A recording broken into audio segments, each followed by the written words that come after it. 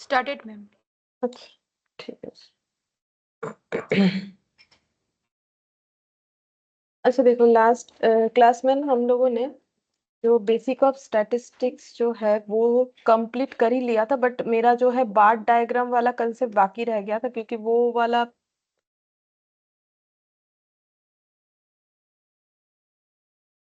Good morning Niranjan.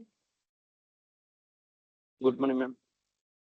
अच्छा देखो, बार diagram वाला जो था वो पीडीएफ मेरा नहीं लिया हुआ था, इस वजह से वो बाकी रह गया था। ठीक है, तो अभी आज हम लोग उसको कंप्लीट कर लेंगे। ये देखो, ये यहाँ तक लास्ट क्लास में मैंने कर लिया था। ठीक है, और ये नोट्स तुम लोग को लिख लेना है। अच्छा देखो, अब बार डायग्राम क्या होता है, तो बार डायग्राम का कंसेप्ट क्या है। देखो, बार डायग्राम मतलब कैसे देखने में होगा, बार कैसा होता है, ये देखो बार। बार, ठीक है। बार डायग्राम में बार कैसे देखने में होगा, ये इस तरीके का देखने में होता है, ऐसे। ठीक है, ये बार होता है। तो देखो, बार मीन्स रेक्टेंगल, तो ये एक रेक्टेंगल हुआ ना। रेक्टेंगल मतलब क्या, जिसका ऑपोजिट जो साइड्स है वो इक्वल होता है। ठीक है, वो होता है रेक्टेंगल। और फोर साइड्स कभी इक्वल नहीं होता है, ओनली ऑपोजिट साइड इक्वल होता है। अगर फोर साइड इक्वल हुआ तो फिर वो बार डायग्राम नहीं, मतलब वो बार रेक्टेंगल नहीं, वो हो जाता है स्क्वेयर। ठीक है, रेक्टेंगल नहीं होके वो स्क्वेयर हो जाता है। अच्छा, अब देखो यहाँ पर क्या बोल रहा है, बार मीन्स रेक्टेंगल ऑफ, यहाँ पर ना सेम होगा। ठीक है, ये तुम लोग जब लिखोगे ठीक कर लेना, मेरा यहाँ पर ना सेम मैंने स्पेलिंग गलत कर लिया, SAME होगा। ठीक है, ई नहीं है। तो ये थोड़ा सा याद रखो, या फिर अभी कॉपी में थोड़ा नोट डाउन कर लो, बाद में कोई कंफ्यूजन ना लगे कि ये SAM क्या हो गया। तो देखो यहाँ पर बोल रहा है कि बार means rectangle of same with. With देखो, विथ, ठीक है, विथ मतलब जैसे मान लो बार इतने ऐसे होंगे, ये देखो बार ऐसे हो जाएंगे, ऐसे। ठीक है, विथ सेम होगा। मेरे ड्रॉ में तो सेम है, हम एक काम करते हैं, हम यहाँ से दिखाते हैं लोगों। हम यहाँ से दिखाएंगे तुम लोग को बार डायग्राम कैसे होता है। यहाँ पर तो सेम रहेगा ना, क्योंकि तो कोई मेजरमेंट बिना ही कर रहे तो मेरा उतना अच्छा होगा नहीं। ये रहा, ये रहा, ये देखो बार डायग्राम दिख रहा है। ये कंपोनेंट वाला है। ठीक है, और ये यहीं पर ये ही दिखा रहा है। ठीक है, ये देखो बार डायग्राम, तो विद देखो, सबका विद जो है वो सेम है। विद मतलब ये चौड़ाई। ठीक है, ये सभी का देखो सेम होगा। ठीक है, ये सभी का सेम होगा, ये यहाँ पर भी। ठीक है, अब ये दो दो क्यों है वो भी बताएंगे। इस तरीके का भी बार डायग्राम होता है, विद जो है सेम होगा। और हाइट जो है, हाइट अलग अलग होगा, क्योंकि हाइट से ही हम लोग डिस्क्राइब करने वाले हैं कि बार डायग्राम जो, मतलब जो डिटेल्स हम लोग को डिस्क्राइब करना है वो हाइट के थ्रू से ही हम लोग डिस्क्राइब करेंगे। तो ये देखो हाइट अलग अलग होगा, इसका हाइट यहाँ तक है, इसका यहाँ, इसका यहाँ है। अब ऐसा हाइट क्यों होता है, जहां पर जैसा डेटा रहेगा उसके हिसाब से। जैसे कि हम एक एग्जांपल देके समझाते हैं। देखो यहाँ पर पहले पढ़ लेते हैं। बोल रहा है कि bar means rectangle of same width and of varying length. Length जो है वो वेरी करेगा। ठीक है, लेंथ जो है वो वेरी करेगा। ड्रॉन हॉरिजॉन्टली वर्टिकली, ये हम लोगों ने लास्ट क्लास में पढ़ा था। ये बार डायग्राम जो है हॉरिजॉन्टली भी हो सकता है, वर्टिकली भी हो सकता है, मतलब इस तरीके का भी हो सकता है। ठीक है, ऐसे करके। और ये जो दिखाया मैंने ऐसे, ऐसे भी हो सकता है। ठीक है, और इसका रूल्स भी बताया था कि कब कौन सा बार डायग्राम हमें यूज करना होता है। ठीक है, इस पे मैंने क्वेश्चंस जो है लास्ट क्लास में तुम लोग का जो MCQ है दो, वो मैंने करवाया था। ठीक है, तो दोनों तरीके का बार डायग्राम हो सकता है। अब बोल रहा है कंपेरेबल सीरीज, अगर हमें कंपेयर करना है। ठीक है, तो मल्टीपल बार या फिर ग्रुप बार डायग्राम हम लोग बनाते हैं। कंपेयर करने का मतलब, जैसे कि देखो यहाँ पर ये कंपेरेबल है। देखो यहाँ पर किस चीज का कंपैरिजन दिया हुआ है, तो देखो दिया हुआ है, इधर क्या लिखा हुआ है, प्रोडक्शन इन मेट्रिक टन। तो किसी चीज का प्रोडक्शन दिया हुआ है मेट्रिक टन में, ये जो वाई एक्सिस में और एक्स एक्सिस में ईयर दिया हुआ है, टाइम दिया हुआ है। अच्छा, किस चीज का प्रोडक्शन दिया हुआ है, राइस और व्हीट का प्रोडक्शन दिया हुआ है। ठीक है, तो ये कंपेयर हो रहा है कि 2012 में राइस इतना प्रोडक्शन हुआ है, ये वाला बार डायग्राम, और ये इधर वाला जो है ऐसे लाइन लगा हुआ बार डायग्राम, वो हमें बता रहा है कि कितना वीट प्रोडक्शन हुआ है। ठीक है, सेम तरीके से इधर 2013, 14, 15, तो ये कंपेयर हो गया, comparison between rice and wheat, कि कौन से ईयर में कितना ज्यादा राइस प्रोडक्शन हुआ है, कितना व्हीट प्रोडक्शन हुआ है। तो ये चीज वही बोल रहा है। अगर हमें कंपेरेबल सीरीज चाहिए, मतलब कंपेयर करना है, तो हमें कौन सा बार डायग्राम करना पड़ेगा, मल्टीपल। तो वो मल्टीपल ही हुआ ना, एक से ज्यादा बार डायग्राम है, देखो मल्टीपल ही हुआ। ये देखो, ये मल्टीपल हुआ। ठीक है, मोर देन वन है। अब दो ही होगा ऐसा बात नहीं, दो से ज्यादा भी हो सकता है। अब उस ये कंपेरेबल सीरीज के लिए हमें फिर कौन सा बार डायग्राम यूज करना चाहिए, मल्टीपल बार डायग्राम यूज करना चाहिए, या फिर इसको बोलते हैं ग्रुप बार डायग्राम। और उसके बाद देखो, for data divided into multiple component, अगर हम लोग डेटा को मल्टीपल कंपोनेंट में डिवाइड करेंगे तो सब डिवाइडेड और कंपोनेंट बार डायग्राम यूज करना चाहिए। ठीक है, अब मल्टीपल कंपोनेंट का मतलब क्या होगा, चलो हम एग्जांपल से दिखाते हैं मल्टीपल कंपोनेंट का मतलब कैसा होता है। जैसे कि मान लो किसी एक कंपनी का दो प्रोडक्ट है, ठीक है, किसी एक कंपनी का मान लो दो प्रोडक्ट है, ऐसे ऐसे दिखा सकते हैं।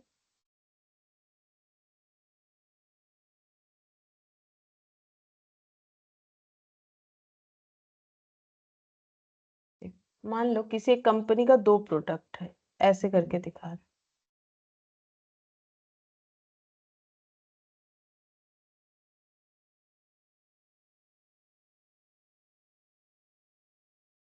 हाफ हम ऐसे कर देते हैं, चलो, और बाकी ऐसे रहने देते हैं, ठीक है। अब मान लो प्रोडक्ट, दो प्रोडक्ट है, प्रोडक्ट ए और प्रोडक्ट बी, मतलब कैसे करके टेबल रहेगा, सपोज कि ऐसा कोई टेबल दिया हुआ है, ईयर, ठीक है, 2009, 2010, 2011, 2012। अच्छा, ए बी, ठीक है, और टोटल ऐसे कर लेते, चलो ए में दिया हुआ है 10, फिर इसके बाद 12, इसके बाद 15, 20, 15, 13, 15 और 22, अगर टोटल करेंगे तो ये हो गया 25, यहाँ भी देखो 25, ये हो गया 30 और ये हो गया 42। अगर इसको हमें बार डायग्राम में दिखाना है तो हम लोग क्या करेंगे, हमें क्या करना है, प्रोडक्ट वाइज सेल बताना है, प्रोडक्ट वाइज सेल बताना है, ठीक है। तो हम लोग ऐसे कर सकते हैं, यहाँ पर लिख दिया 2009, 2010, 2011 और एक आएगा 2012, ठीक है, ऐसे करके डायग्राम जो है बनेगा। देखो डायग्राम तो बनाना नहीं, हमें समझना पड़ेगा कि कैसे होता है। तो ये हो गया। अब देखो, ए प्रोडक्ट बोला है 10, अब क्या होगा ना, यहाँ पर हमें जीरो या ऐसे करके यूनिट लिखना पड़ेगा, 5, ठीक है, इसके बाद 10, इसके बाद 15, ऐसे करके लिखना पड़ेगा। मैंने तो वैसे लिखा लिखा हुआ जैसा है उसके हिसाब से नहीं किया, इन जनरल कर दिया। तो ये देखो, मतलब मान लो 2009 में ए प्रोडक्ट का जो सेल है, ये मान लो प्रोडक्ट वाइज सेल है, ठीक है, प्रोडक्ट वाइज सेल, ठीक है। ए प्रोडक्ट का जो सेल है वो है 10 और बी प्रोडक्ट का है 15।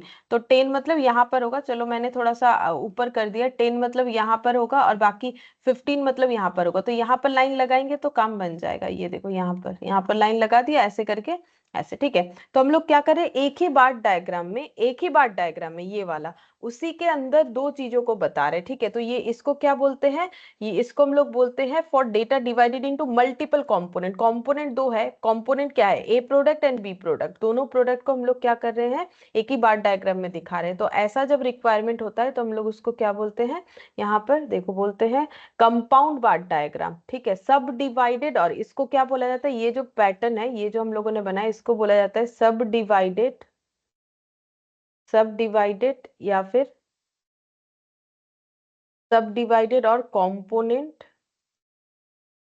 बार डायग्राम, ठीक है, सब डिवाइडेड और कंपोनेंट बार डायग्राम। उसके बाद नेक्स्ट क्या बोला है, for relative comparison to whole percentage bar diagram और डिवाइडेड बार डायग्राम यूज, ठीक है। तो अगर हमें जो है, देखो अगर हमें क्या करना है, कंपैरिजन करना है, ठीक है, अगर हमें कंपैरिजन करना है पूरा, ठीक है, परसेंटेज बार डायग्राम या फिर डिवाइडेड बार डायग्राम हम लोग यूज करते हैं। परसेंटेज या डिवाइडेड बार डायग्राम वो कैसे बनेगा, जैसे ये देखो, यहाँ पर मान लो मैंने प्रोडक्ट वाइज ऐसा लिख दिया, देखो मैंने प्रोडक्ट वाइज कितना है, ये है ए है 10, बी है 15, ठीक है। तो ये मान लो ए 10 हो गया, बी यहाँ से यहाँ 15 हो गया। अब इसी चीज को अगर हम लोग परसेंटेज में डिफाइन करें, वो कैसे कर सकते हैं, जैसे इसका टोटल करेंगे, टोटल जितना भी आएगा, जैसे यहाँ पर आ रहा है 2,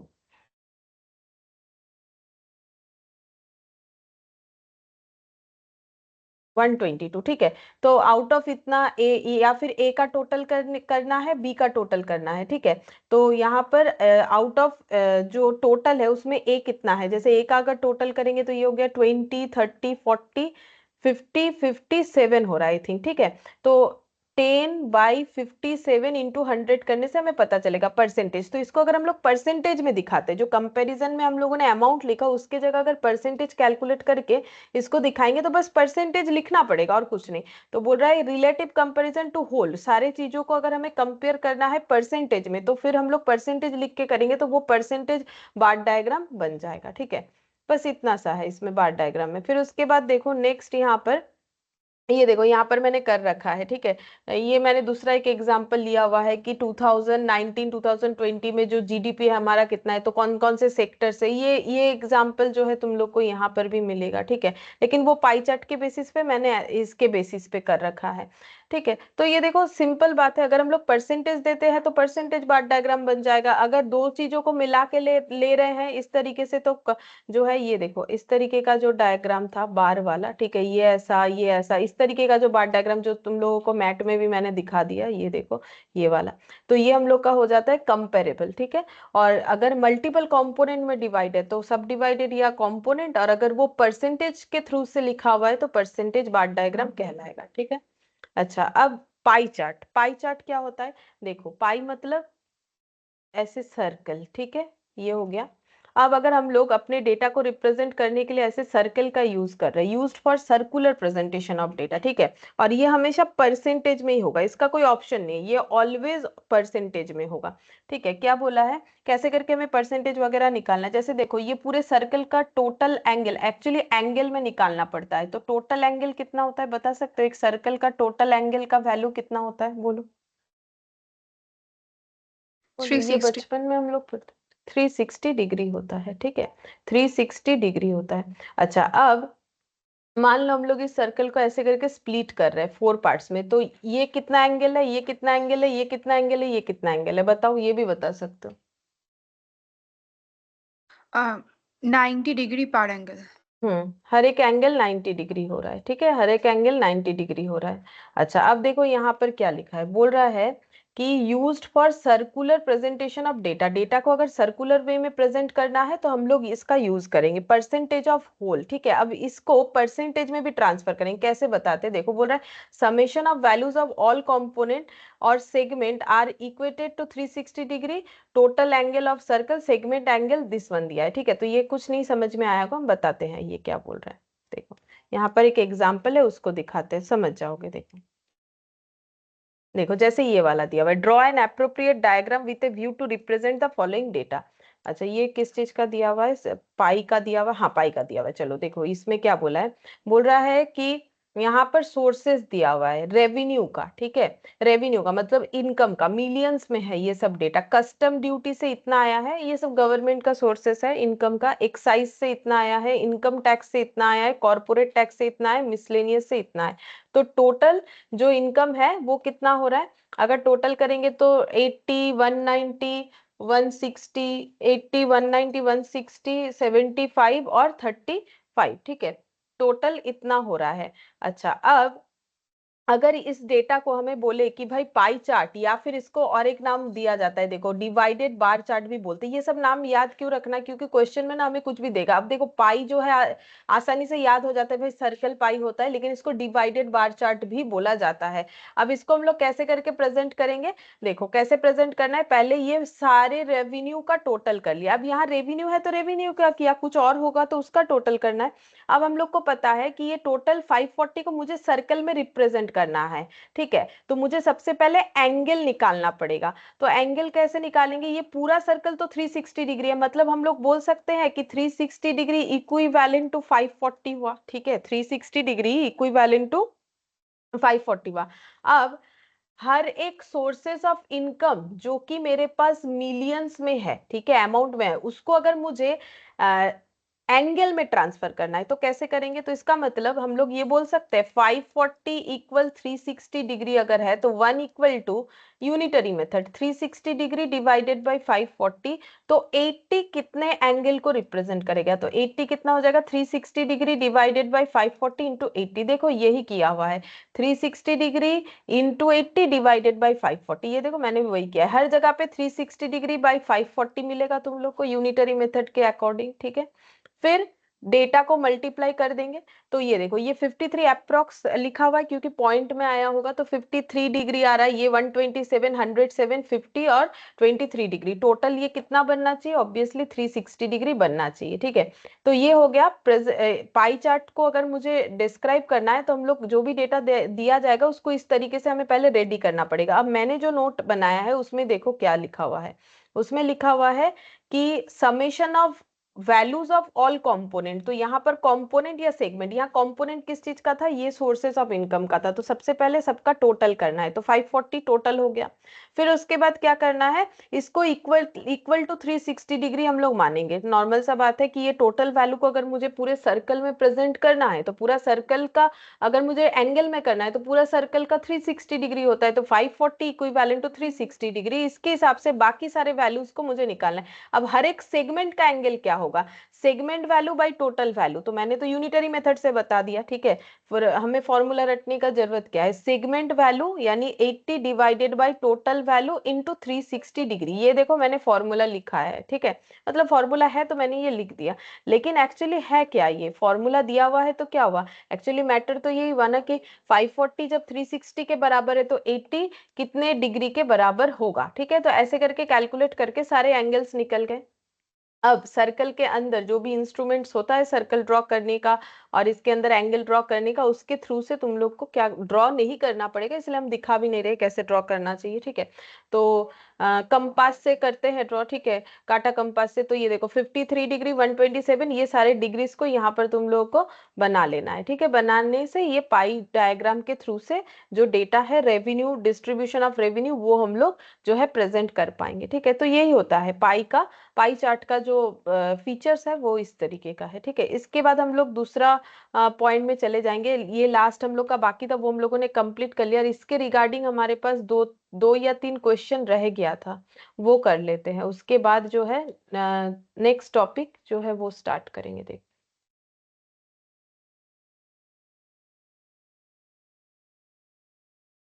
ये सब क्वेश्चन हम लोगों ने कर लिया था, यहाँ पर ये भी बन गया था, टेबल वगैरह तो लास्ट क्लास में हम लोगों ने किया था।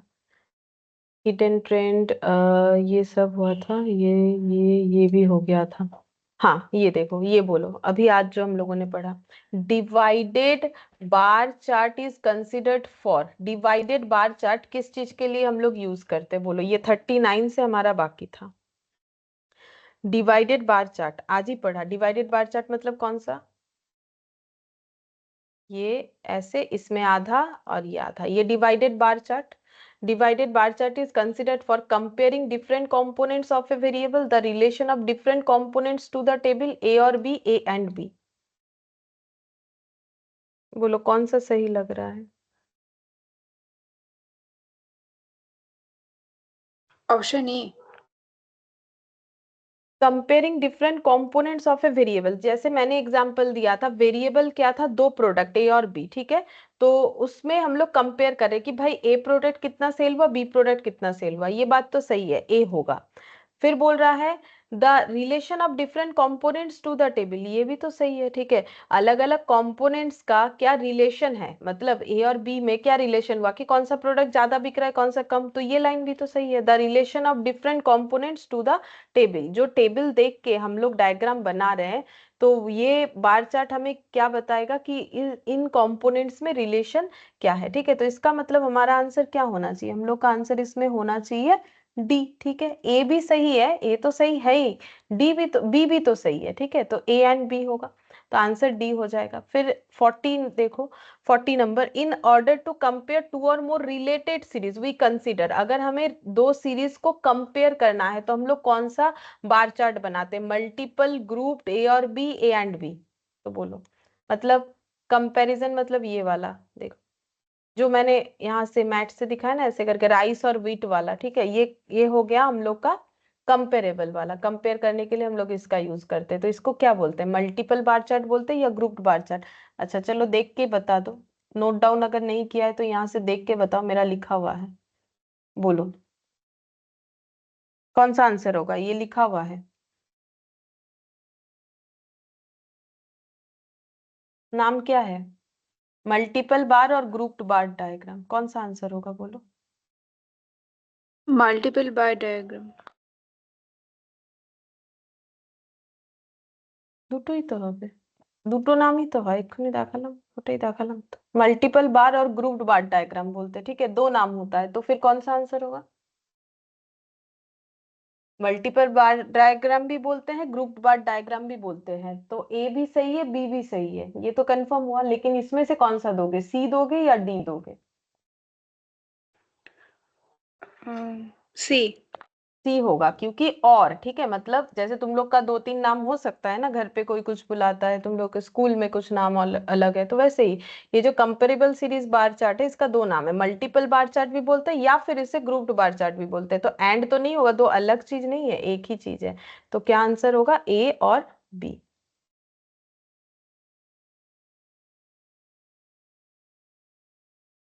अच्छा, फिर देखो, pie diagram is used for, pie diagram क्यों यूज्ड होता है, comparing different component and their relation to the total, representing qualitative data in a circle, representing quantitative data in circle, B और सी? डी ऑप्शन में दिया हुआ है, तो बोलो क्या होगा?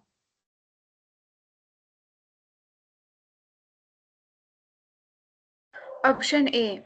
ऑप्शन ए होगा। देखो, स्टैटिस्टिक्स में क्या होता है, क्वालिटेटिव डेटा को हम लोग डायरेक्टली तो रिप्रेजेंट कर नहीं सकते, उसे क्वांटिटी में ट्रांसफर करना पड़ता है, तो बी तो होगा नहीं, अगर बी नहीं होगा तो डी भी नहीं होगा, क्योंकि उसमें बी और सी लिखा हुआ है।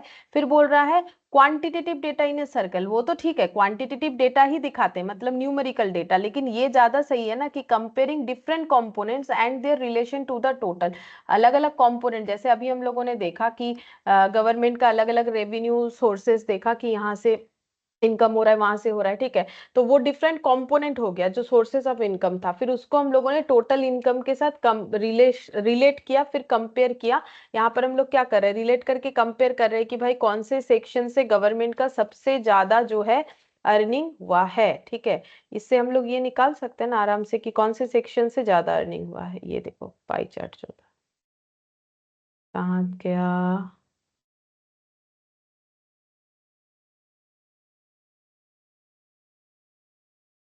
ये रहा, ठीक है, ये हमें क्या बताने में हेल्प करेगा कि कौन से सेक्शन में ज्यादा, तो सबसे ज्यादा ये वाला दिख रहा है, ठीक है, मेरे हिसाब से सबसे ज्यादा ये वाला दिख रहा है एंगल, सबसे कम ये जो व्हाइट कलर का कर रखा है इन्होंने, यानी मिसलेनियस वाला, ठीक है, तो ये हो जाएगा। अच्छा देखो, तो जो हम लोग का टॉपिक जो स्टैटिस्टिकल डिस्क्रिप्शन ऑफ डेटा, इसका एक पार्ट हो गया। अब हम लोग, मतलब हम लोग क्या पढ़ चुके हैं, हम लोगों ने एक्चुअली कंप्लीट क्या किया है, प्रेजेंटेशन ऑफ डेटा कंप्लीट किया है, और कलेक्शन ऑफ डेटा, डेटा कैसे कलेक्ट होता है, डेटा को हम लोग कैसे प्रेजेंट कर सकते हैं, ठीक है। अब नेक्स्ट हमें क्या पढ़ना है, नेक्स्ट हम लोग पढ़ेंगे, ये इसको इग्नोर करो, ठीक है, ये मैंने यहाँ पर जो है लिखा था, जो आंसर्स हो रहा था तो उसको मैंने लिखा था, तो ये कोई ऐसा बात नहीं, तुम लोग भी अपने कॉपी में नोट डाउन कर सकते हो। कंप्लीट हुआ ना, उसका डिटेल्स मैंने यहाँ लिख रखा है। फिर हम लोग अभी पढ़ेंगे ये वाला पॉइंट, ये देखो, फ्रीक्वेंसी डिस्ट्रीब्यूशन, ठीक है, फ्रीक्वेंसी डिस्ट्रीब्यूशन क्या होता है वो हम लोग पढ़ेंगे। तो फ्रीक्वेंसी जो लैंग्वेज है, इसका मतलब क्या होता है, फ्रीक्वेंट, ठीक है, बार बार, ठीक है, फ्रीक्वेंसी डिस्ट्रीब्यूशन मतलब फ्रीक्वेंट, बार बार। अब देखते हैं कि इसका मतलब क्या हो रहा है, बोल रहा है कि frequency means number of times a particular observation is repeated. This applies to both variable and attributes. It is shown in tabular form with class interval or observation in one column and its frequency in the other column. कुछ नहीं समझ में आया होगा, हम समझाते हैं क्या है, ठीक है।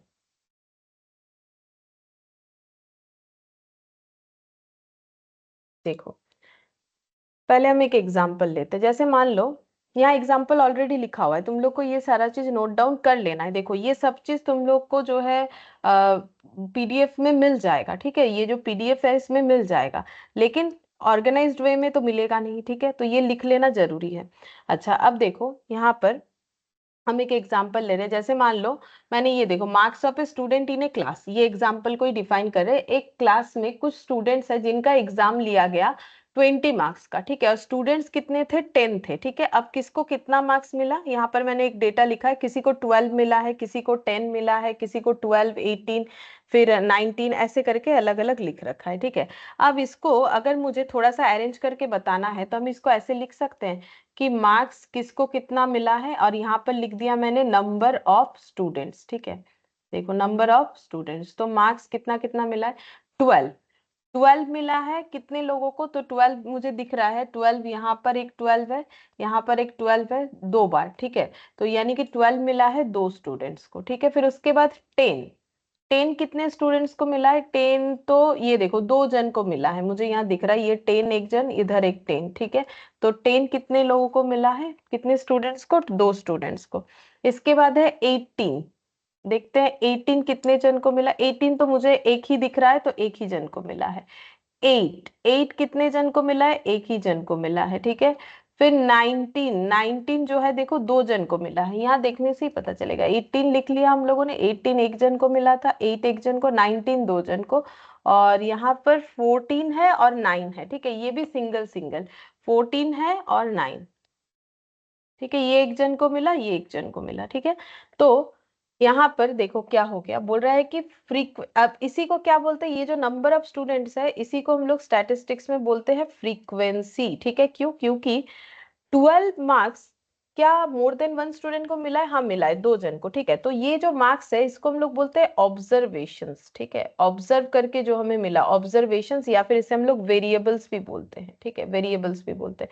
वेरिएबल्स मतलब जिसे मेजर कर सकते हैं, लास्ट हम लोगों ने वही चैप्टर में कंप्लीट किया। ऑब्जर्वेशंस तो क्या बोल रहा है देखो, frequency means number of times a particular observation is repeated. तो 12 कितना बार रिपीट हुआ है, 2 टाइम्स हुआ है। 10 कितने टाइम्स रिपीट हुआ है, 2 टाइम्स हुआ है। 18 1 time, 8 1 time, 19 2 times, 14 1 time, 9 1 time, ठीक है। तो फ्रीक्वेंसी का मतलब समझ में आ गया। फ्रीक्वेंसी का मतलब है कि जितना बार जो है हम लोग का कोई भी ऑब्जर्वेशन, अब ये किस चीज का ऑब्जर्वेशन था, मार्क्स का ऑब्जर्वेशन था, जितना बार ये ऑब्जर्वेशन जो है रिपीट होगा उसे फ्रीक्वेंसी बोलेंगे। This applies to both variable and attributes. तो ये जो फ्रीक्वेंसी का कंसेप्ट है ये हम लोग वेरिएबल्स, जैसे यहाँ मार्क्स दिख रहा है उस पे भी जो है अप्लाई कर सकते हैं, एट्रीब्यूट्स में भी कर सकते हैं। जैसे कि मान लो 5 इंडियन है, 3 जो है चाइनीज है, ठीक है, तो फिर वो इंडियन, ठीक है, तो इंडियन 3 अगर दिख रहे हैं तो एट्रीब्यूट्स पे भी होगा। जैसे मेल बेबी 5 है, फीमेल बेबी 10 है, ठीक है, तो वो भी होगा। तो वही बोल रहा है एट्रीब्यूट्स पे भी ये फ्रीक्वेंसी कंसेप्ट लगा सकते हैं, और ये जो हम लोग का वेरिएबल्स है उस पे भी लगा सकते हैं। It is shown in the tabular form with class interval. अच्छा, ये टेबुलर फॉर्म में दिखना चाहिए, तो मैंने तो यहाँ पूरा टेबल को कंप्लीट नहीं किया है, ऐसे सिर्फ रो और कॉलम बना के लिखा है। एक्चुअली इसका इस फॉर्मेट में दिखाना पड़ेगा, ये देखो ऐसे दिखना चाहिए, ये ऐसे टेबल फॉर्मेट में दिखेगा, ठीक है। टेबल मतलब रो कॉलम रहेगा, जैसे तुम लोग टेबल का स्ट्रक्चर बनाते हो। और टेबल हम लोग लास्ट क्लास में पढ़ भी चुके हैं अलग अलग नाम के साथ, लेकिन सिंपल टेबल का मतलब ही बोल रहा है यहाँ पर, ये ऐसे बना दिया, ठीक है, ये ऐसे करके अगर हम लोग बना देते हैं तो ये टेबल हो गया। तो इसी को क्या बोलते हैं पता है, फ्रीक्वेंसी डिस्ट्रीब्यूशन टेबल। इस टेबल का नाम क्या हो जाएगा, frequency distribution table, frequency distribution table, इसको हम लोग बोलेंगे फ्रीक्वेंसी डिस्ट्रीब्यूशन टेबल, क्योंकि इसमें फ्रीक्वेंसी का डिस्ट्रीब्यूशन दिखाया गया इस टेबल के अंडर, ठीक है। तो वही बोल रहा है it is shown in tabular form. अब किसके साथ, विथ क्लास इंटरवल और ऑब्जर्वेशंस। तो देखो क्लास इंटरवल अभी मैंने नहीं समझाया, समझाएंगे, तो इसको हम एक बार ऐसे काट रहे हैं, विथ ऑब्जर्वेशंस। तो ये रहा ऑब्जर्वेशंस, जिस चीज का ऑब्जर्वेशन हम लोग कर रहे हैं, मार्क्स भी हो सकता है, हाइट हो सकता है, वेट हो सकता है, सैलरी हो सकता है, जो भी चीज को ऑब्जर्व कर रहे हैं, in one column and in frequency in other column. तो ये देखो दो कॉलम है ना, कॉलम जैसे ये इसको कॉलम बोलते हैं, और ये रो है, ये देखो ये सब एक एक रो है, ठीक है। तो टेबल, जैसे मान लो ये टेबल बन गया ऐसे करके, तो इस टेबल में 3 कॉलम और 3 रो बन गया, ठीक है। तो ये कॉलम और रो होता है, ये हम लोगों ने लास्ट में पढ़ा था। तो ऑब्जर्वेशंस एक कॉलम में रहेगा, दूसरे कॉलम में उसका फ्रीक्वेंसी रहेगा, तो ये हम लोग का बन जाता है फ्रीक्वेंसी डिस्ट्रीब्यूशन, इसको बोलते हैं फ्रीक्वेंसी डिस्ट्रीब्यूशन। और अगर इसमें अगर हम लोग जो है क्लास इंटरवल भी ले रहे हैं, क्लास इंटरवल बताएंगे क्या है, तो ये ऑब्जर्वेशन के साथ टेबल बना, तो इसको हम लोग बोलते हैं फ्रीक्वेंसी डिस्ट्रीब्यूशन टेबल, ठीक है। अच्छा, अब नेक्स्ट देखो यहाँ पर क्या दिया हुआ है, क्लास इंटरवल का कब जरूरत होगा। मतलब इस डेफिनेशन में मैंने सारा चीज समझाया, बट अभी तक क्लास इंटरवल तो नहीं समझाया। तो क्लास इंटरवल कब होगा, देखो मैंने यहाँ पर क्या लिखा है कि क्लास में टोटल 100 स्टूडेंट्स है, ठीक है, और उनका हमें जो मार्क्स आया है वो डिस्ट्रीब्यूशन टेबल बना के दिखाना है, ठीक है।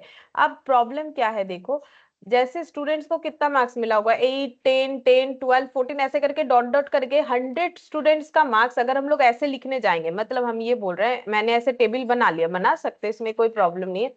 और इधर फ्रीक्वेंसी, अब मार्क्स यहाँ पर लिखेंगे। अब 100 स्टूडेंट्स का मार्क्स तो काफी लंबा होगा, मतलब बहुत ज्यादा डेटा होगा, ठीक है।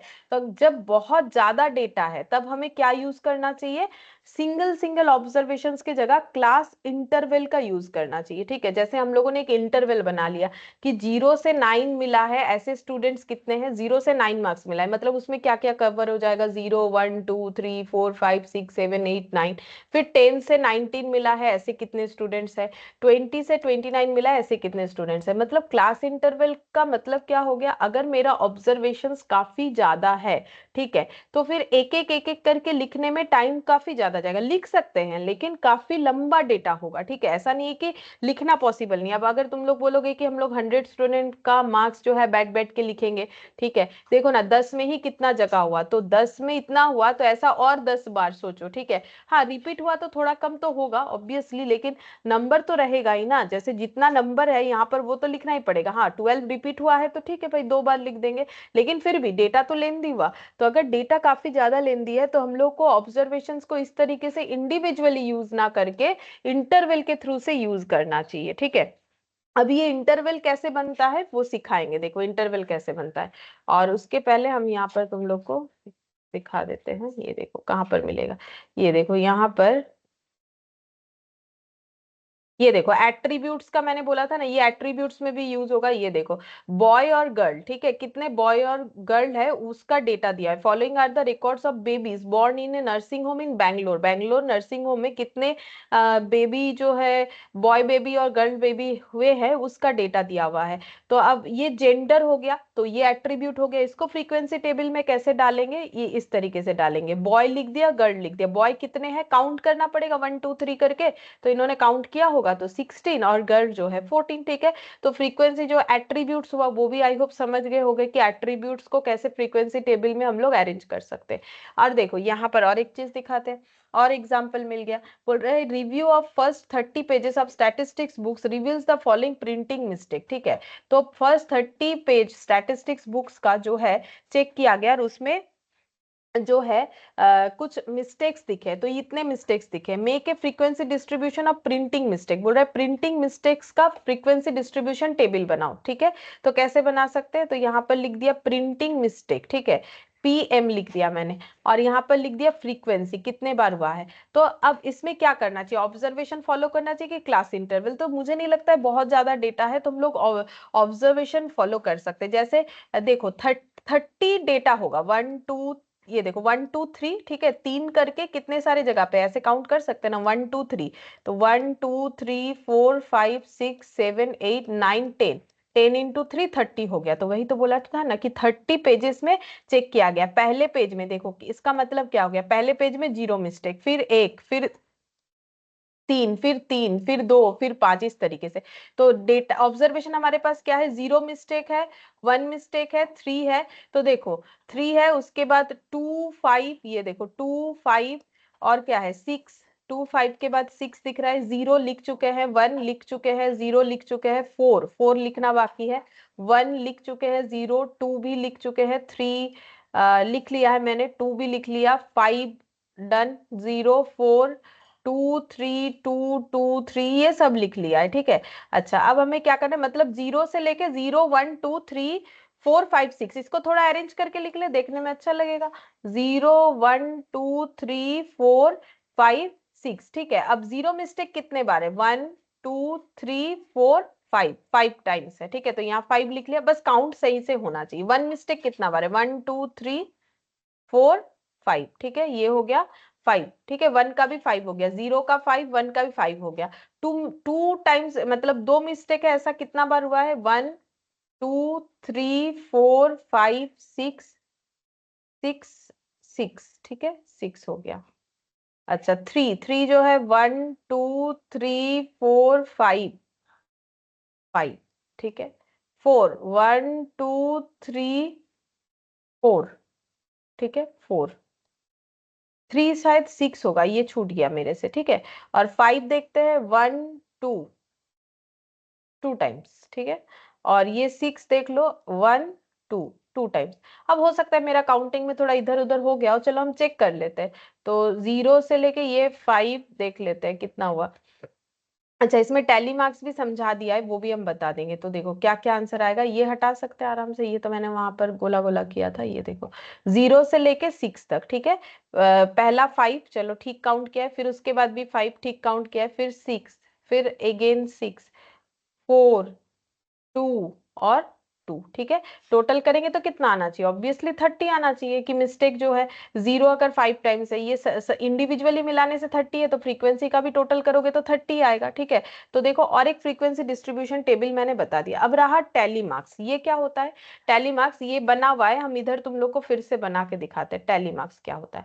तो टैली मार्क्स या स्ट्रोक बोला जाता है इसे, स्ट्रोक इसका यूज करते हैं हम लोग, ठीक है। फ्रीक्वेंसी को जो है डिनोट करने के लिए, ठीक है। तो इसमें रूल्स क्या है, अगर मुझे फ्रीक्वेंसी 4 बताना है तो 1 2 3 4 4 स्ट्रोक लगाना पड़ेगा, ऐसा स्ट्रेट लाइन, ठीक है 1 2 3 4। अब फिफ्थ नंबर को ऐसे दिखाना पड़ता है। अब इसका लॉजिक भी बताते क्या होता है। एक्चुअली देखो अगर हम लोग स्ट्रोक को मान लो 10 स्ट्रोक है, 1 2 3 4 5 6 7 8 9 10, तो ये ना जो है हम लोग जब इसको देखते हैं ना, तो फिर हम लोगों को ना धोखा हो जाता है कि भाई ये 10 है। ये काउंट करने में बहुत मुश्किल होता है, क्योंकि line line line line line line लगातार चल रहा है, ठीक है। तो इसीलिए इसका रूल्स कैसे लाया गया कि भाई ऐसे करने से ना जो है आइडेंटिफाई करने बहुत मुश्किल होता है, कैलकुलेट करना मुश्किल होता है। तो 4 तक ऐसे लगाओ, 5 में ये करो, फिर 6 नंबर में क्या करना है, ऐसे 7 8 9 फिर 10 ऐसे करना है। मतलब 1 2 3 4 5, फिर 1 2 3 4 5 ऐसे करके चलेगा, ठीक है। अब जितना होगा, जैसे कि देखो यहाँ पर 5 है तो कैसे करेंगे 1 2 3 4 5, ठीक है। फिर अगेन 5 है 1 2 3 4 5। 6 है 1 2 3 4 5 और 6 मतलब एक सिंगल। अब ये आगे 7 होता तो और एक लग जाता। फिर 6 है 1 2 3 4, ये रहा 5 और ये 6। 4 कैसे बनाएंगे 1 2 3 4 सिंपल। 2 मतलब ऐसे 2 हो गया, फिर ये 2 हो गया।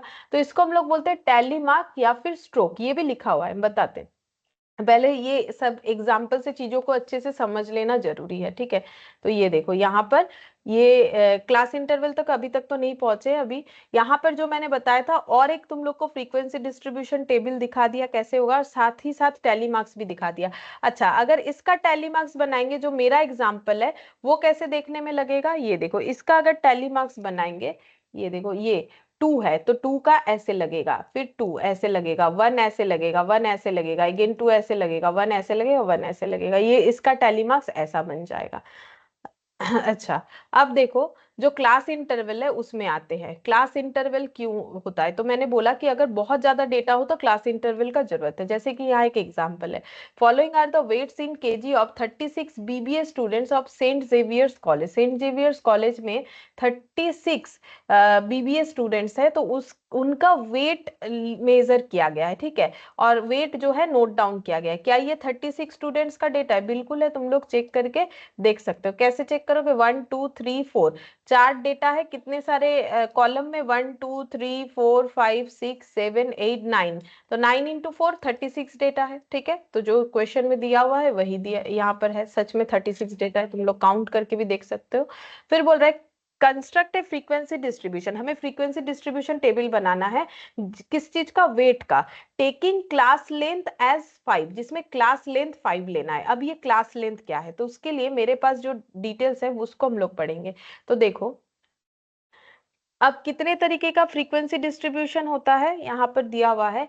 अनग्रुप्ड होता है, ग्रुप्ड। अच्छा ये तो समझाएंगे, पहले ये जो फ्रीक्वेंसी डिस्ट्रीब्यूशन कैसे बनता है वो बताते हैं। How to construct frequency distribution जब हम लोग क्लास इंटरवल का यूज करेंगे। अच्छा सबसे पहला बात है, दिमाग में ये रखो कि ये क्लास इंटरवल हम लोग कब बनाते हैं, जब हम लोग का डेटा काफी ज्यादा है, ठीक है। और ये देखो यहाँ पर काफी ज्यादा है, यहाँ देखो 70 73, अगर तुम लोग इसको डायरेक्टली लिखोगे तो ये काफी ज्यादा होगा, देखो हम दिखा देते हैं सबसे।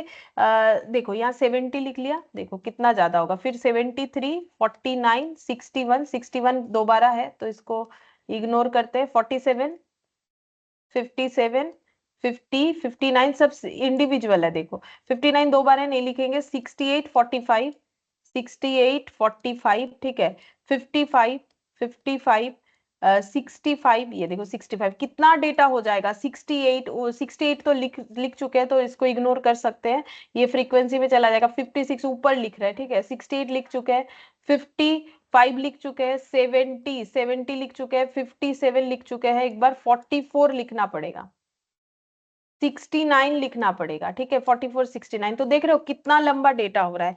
तो जब इतना ज्यादा डेटा होगा ना, यही हम कहना चाह रहे हैं, जब इतना ज्यादा डेटा होगा तो हम लोग क्या यूज करेंगे, ऑब्जर्वेशंस के जगह फ्रीक्वेंसी डिस्ट्रीब्यूशन टेबल में क्लास इंटरवल का यूज करेंगे। अब इसको कैसे कंस्ट्रक्ट करना है इसको बाद में पढ़ाएंगे, ठीक है, ये समझ में आएगा जब ये समझ में आ जाएगा। सबसे पहले हमें जो ऑब्जर्वेशंस दिया हुआ है, जैसे यहाँ पर किस चीज का ऑब्जर्वेशंस दिया हुआ है, वेट का, इसमें सबसे लार्जेस्ट और सबसे स्मॉलेस्ट वैल्यू को ढूंढना पड़ेगा, तो इसमें सबसे लार्जेस्ट कौन सा है और सबसे स्मॉलेस्ट कौन सा है,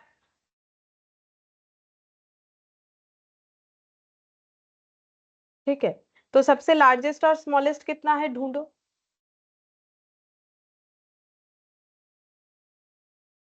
ये देखो सब, लार्ज हाँ लार्जेस्ट बोलो, 73। 73, ठीक है, ये पहले ढूंढेंगे, ये हमेशा ढूंढ लेना है, उसके बाद क्या करना है, दोनों का डिफरेंस निकालना है, ठीक है, दोनों का डिफरेंस निकालेंगे तो क्या आएगा, रेंज आएगा, सब लिखा हुआ है, ठीक है, तुम लोग कॉपी करोगे तो कॉपी में रह जाएगा, ठीक है, तो ये माइनस कर देते हैं, माइनस करने से यहाँ किया हुआ है हम देख के लिख देते हैं, ठीक है, ये तो समझने से मतलब है, ये इतना कैलकुलेशंस तो कोई भी करेगा, ठीक है, 29 kg, ठीक है, ये इसको हम लोग क्या बोलते हैं, रेंज।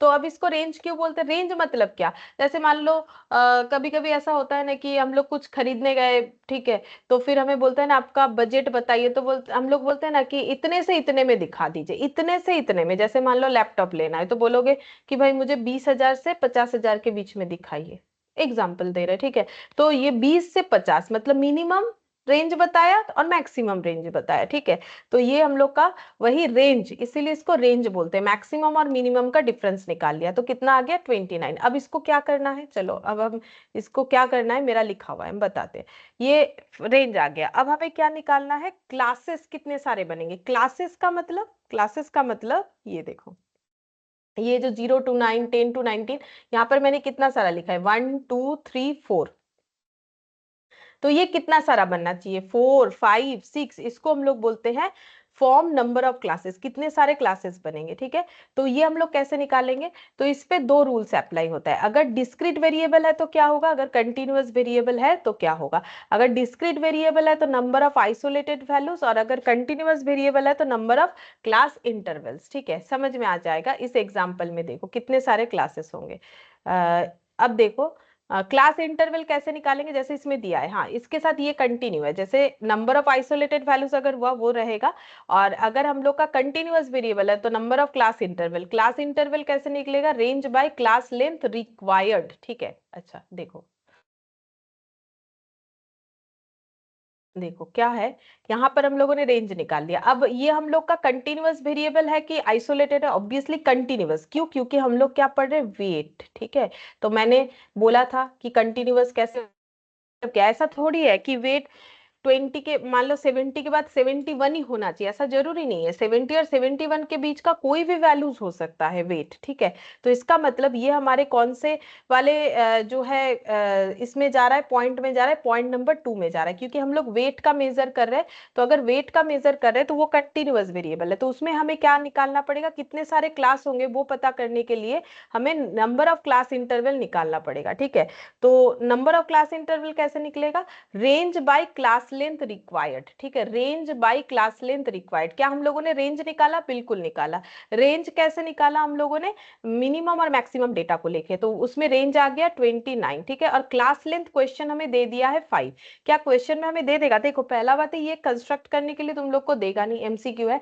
लेकिन ये जो डेफिनेशन है, क्लास लेंथ क्या है, क्लास इंटरवल क्या है, उसको समझने के लिए हमें एग्जाम्पल का जरूरत होता है, तो क्वेश्चन में हमें बता दिया है क्लास लेंथ 5 लेना है, अब क्लास लेंथ क्या होता है वो भी बता देंगे। क्लास लेंथ का मतलब है, ये देखो जैसे यहाँ पर हम लोगों ने इंटरवल लिया है 0 टू, इंटरवल कितना है, अगर यहाँ पर देखें तो नंबर ऑफ इंटरवल है 4, और क्लास लेंथ मतलब 0 से 9 कितने सारे इसमें नंबर है, 0 1 2 3 4 5 6 7 8 9, तो क्लास लेंथ 10 हो गया, इसका भी क्लास लेंथ 10 हो गया, 10 से 19 डेटा कंसीडर होगा, 10 हो गया। तो क्लास लेंथ का मतलब इंटरवल में कितने सारे नंबर्स होंगे उसको हम लोग बोलते हैं क्लास लेंथ, कितने सारे ऑब्जर्वेशन सारे उसको क्लास लेंथ बोलते हैं। अब इस क्वेश्चन में हमें बोल दिया है कि 5 क्लास लेंथ ही रखना है, ठीक है, तो 5 क्लास लेंथ रखेंगे और डिवाइड करके देखो हमारे पास नंबर ऑफ क्लास इंटरवल आ जाएगा 29/5। इन्होंने कुछ अलग तरीके से और भी लिख रखा है, कोई बात नहीं, हम लोग ऐसे कर सकते हैं। तो ये अप्रोक्सीमेटली 6 आएगा, क्योंकि ये 29 तो डिविजिबल बाय 5 होगा नहीं पूरा पूरी, तो ये आ जाएगा आई थिंक 5 पॉइंट समथिंग आ रहा होगा, ठीक है, तो उसको हम लोगों ने राउंड करके 6 कर लिया, ठीक है। तो कितने सारे क्लास इंटरवल होना चाहिए, 6 क्लास इंटरवल होना चाहिए। चलो देखो 6 क्लास इंटरवल है कि नहीं, ये देखो है 1 2 3 4 5 6, 6 क्लास इंटरवल हम लोगों ने यहाँ पर क्रिएट कर रखा है, ठीक है, मतलब यहाँ पर इन्होंने क्रिएट कर रखा है। क्यों क्रिएट कर रखा है, कैसे करके फिर क्लास इंटरवल निकालना है। सबसे पहला बात है कि फ्रीक्वेंसी डिस्ट्रीब्यूशन टेबल पे क्लास इंटरवल लिखने का दिमाग में तब आना चाहिए जब बहुत ज्यादा डेटा है, ठीक है, कि टेबल भर जाएगा अगर हम लोग सिर्फ सिंगल ऑब्जर्वेशन वाइज लिखे। तो इसका मतलब क्लास इंटरवल, सबसे पहले रेंज निकालेंगे, कैसे, जो ऑब्जर्वेशन है जो भी चीज का है उसमें मिनिमम और मैक्सिमम वैल्यू का गैप निकालेंगे। फिर क्लास लेंथ खुद से एक डिसाइड कर सकते हैं, यहाँ पर दे दिया 5, तुम लोग 10 डिसाइड कर सकते हो जैसा ठीक लगे, ठीक है। फिर उस क्लास रेंज को क्लास लेंथ से डिवाइड करेंगे तो कितने सारे क्लास इंटरवल बनना चाहिए वो हमारे दिमाग में आ जाएगा, ठीक है। तो ये इतने सारे क्लास इंटरवल होना चाहिए। अब ये इंटरवल स्टार्ट कहाँ से होगा, मिनिमम से स्टार्ट होगा, ठीक है। तो सबसे मिनिमम अभी हम लोगों ने देखा था कितना था 44, ठीक है, सबसे मिनिमम 44 था। तो क्लास इंटरवल शुरू मिनिमम वैल्यू से होगा और खत्म मैक्सिमम वैल्यू पे होगा। देख लो मिनिमम से शुरू हुआ, खत्म मैक्सिमम में हुआ, ठीक है। 73 हम लोग का मैक्सिमम था। अब हमें क्लास लेंथ 5 रखा है, तो 44 45 46 47 48, तो अगर हम लोग 48 तक लिखेंगे तो 5 डेटा इसमें कवर होगा, तो क्लास लेंथ 5 हो गया। फिर 49 से 53 5, 54 से 58, 59 से 63, 64 से 68 और 69 से 73। तो जैसा हम लोगों ने बनाया उस मतलब जो भी हम लोगों ने कंडीशंस रखा कि भाई 5 क्लास लेंथ रखना है, उसके हिसाब से कितना क्लास इंटरवल वो हम लोगों ने कर लिया। अब ये टेबल कैसे बना होगा, तो देखो सारा दिखाने पे तो काफी टाइम जाएगा, हम थोड़ा दिखा सकते हैं। जैसे 70 कहाँ लिखना पड़ेगा, एक काम कर सकते हैं, दिखा सकते हैं, ऐसा बात नहीं है, ये हम लोग लिख लेते हैं 44 से 48, यहाँ पर अगर हम लोग लिख लेंगे ना तो हम तुम लोग को दिखा सकते हैं। ये देखो 44 से 48 पहला वाला क्लास इंटरवल, फिर 49 से कितना था, रुको एक बार देख के करेंगे तो जल्दी होगा, ठीक है।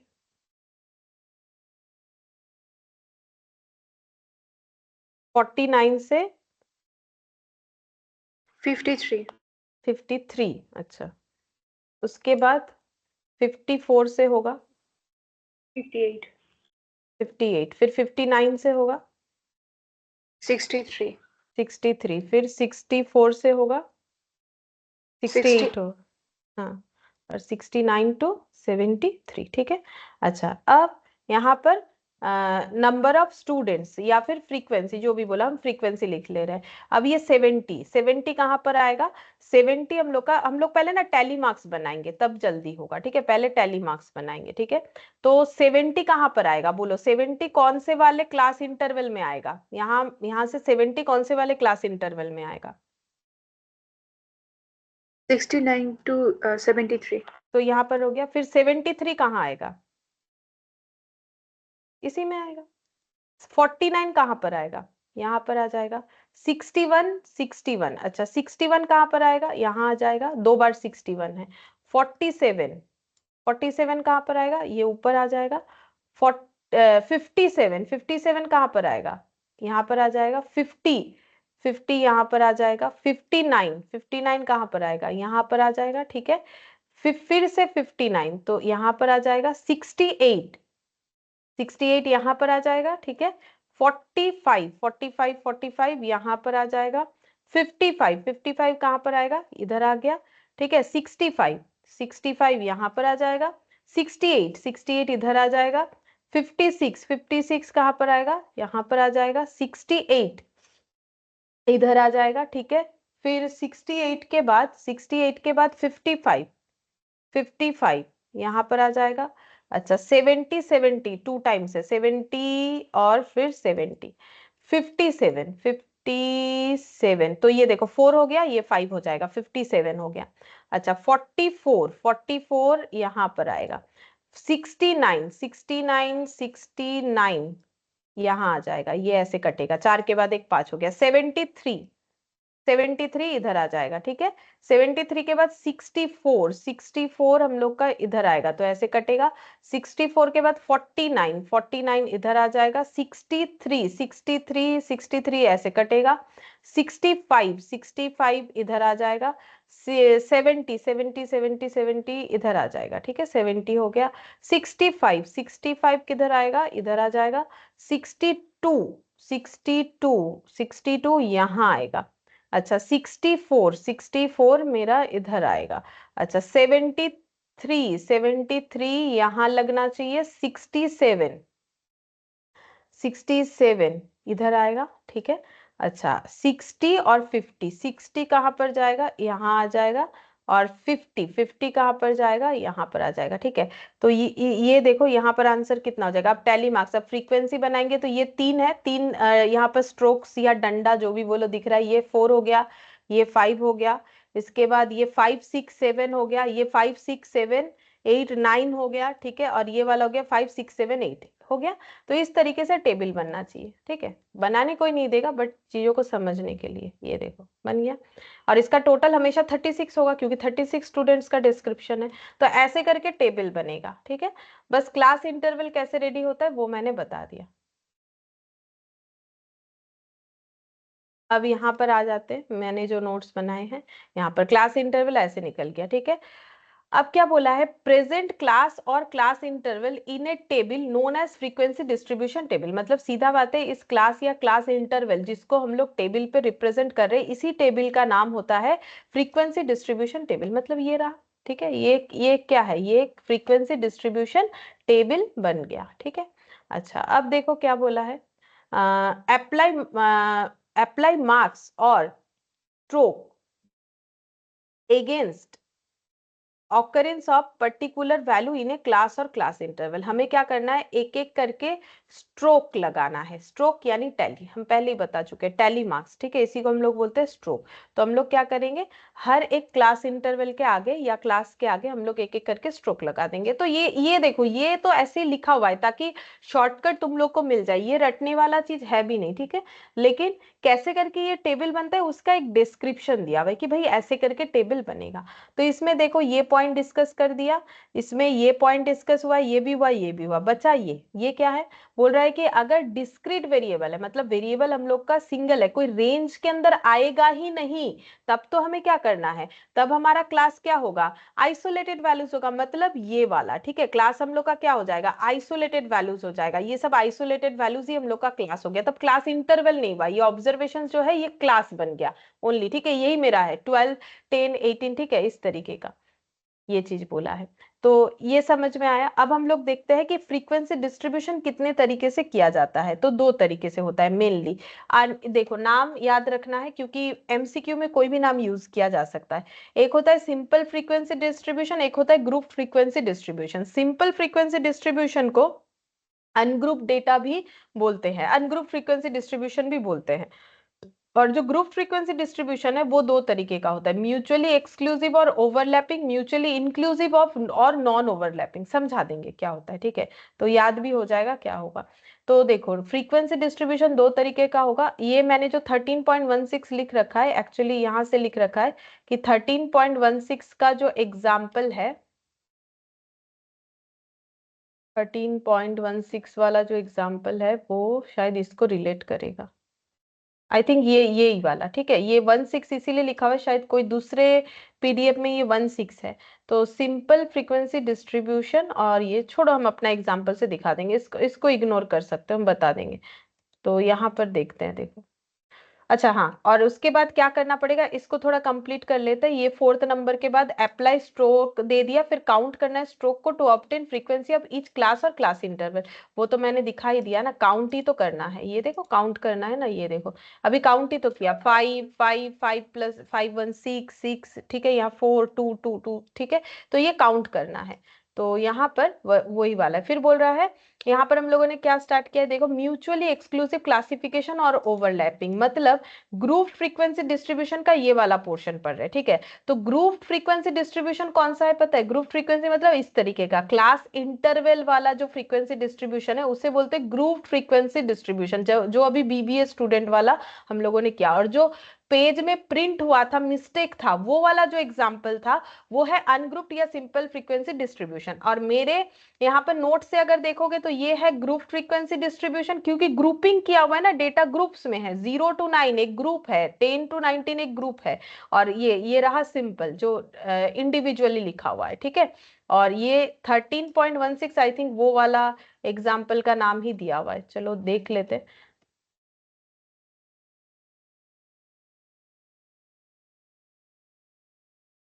ये वाला, ये 5 शायद अभी है, छोड़ो कोई बात नहीं, मैंने बता दिया, ठीक है, कि इसको इग्नोर करो। अब यहाँ पर ना हम इसे काट नहीं सकते, काटेंगे भी तो जाएगा नहीं, तो इसीलिए हम बोल रहे हैं कि ये जो अनग्रुप्ड या सिंपल फ्रीक्वेंसी डिस्ट्रीब्यूशन मतलब जहां पर क्लास इंटरवल नहीं होगा, और विथ क्लास इंटरवल वाला जो है उसे ग्रुप फ्रीक्वेंसी डिस्ट्रीब्यूशन बोलते हैं। अब ग्रुप फ्रीक्वेंसी के अंदर जो पार्ट है वो इंपॉर्टेंट है, म्यूचुअली एक्सक्लूसिव और ओवरलैपिंग, म्यूचुअली इंक्लूसिव और नॉन ओवरलैपिंग। देखो क्या बोल रहा है यहाँ पर, है म्यूचुअली एक्सक्लूसिव क्लासिफिकेशन और ओवरलैपिंग क्लासिफिकेशन। ओवरलैपिंग क्लासिफिकेशन ये क्या होता है, देखो यहाँ पर बोल रहा है this is usually applicable for continuous variable. तो नॉर्मली ये पॉइंट काफी इंपॉर्टेंट है, हमें ये पूछ लेता है कि जो ओवरलैपिंग क्लासिफिकेशन है वो कौन से वेरिएबल के काम आएगा। बोल रहा है कंटिन्यूअस वेरिएबल के काम आएगा, क्यों आएगा वो भी हम बता देते हैं। फिर बोल रहा है an observation as upper limit is excluded from the class interval and taken in the class where it is exit lower class interval। ठीक है, नहीं समझ में आएगा हम बताते हैं, देखो ये क्या बोल रहा है।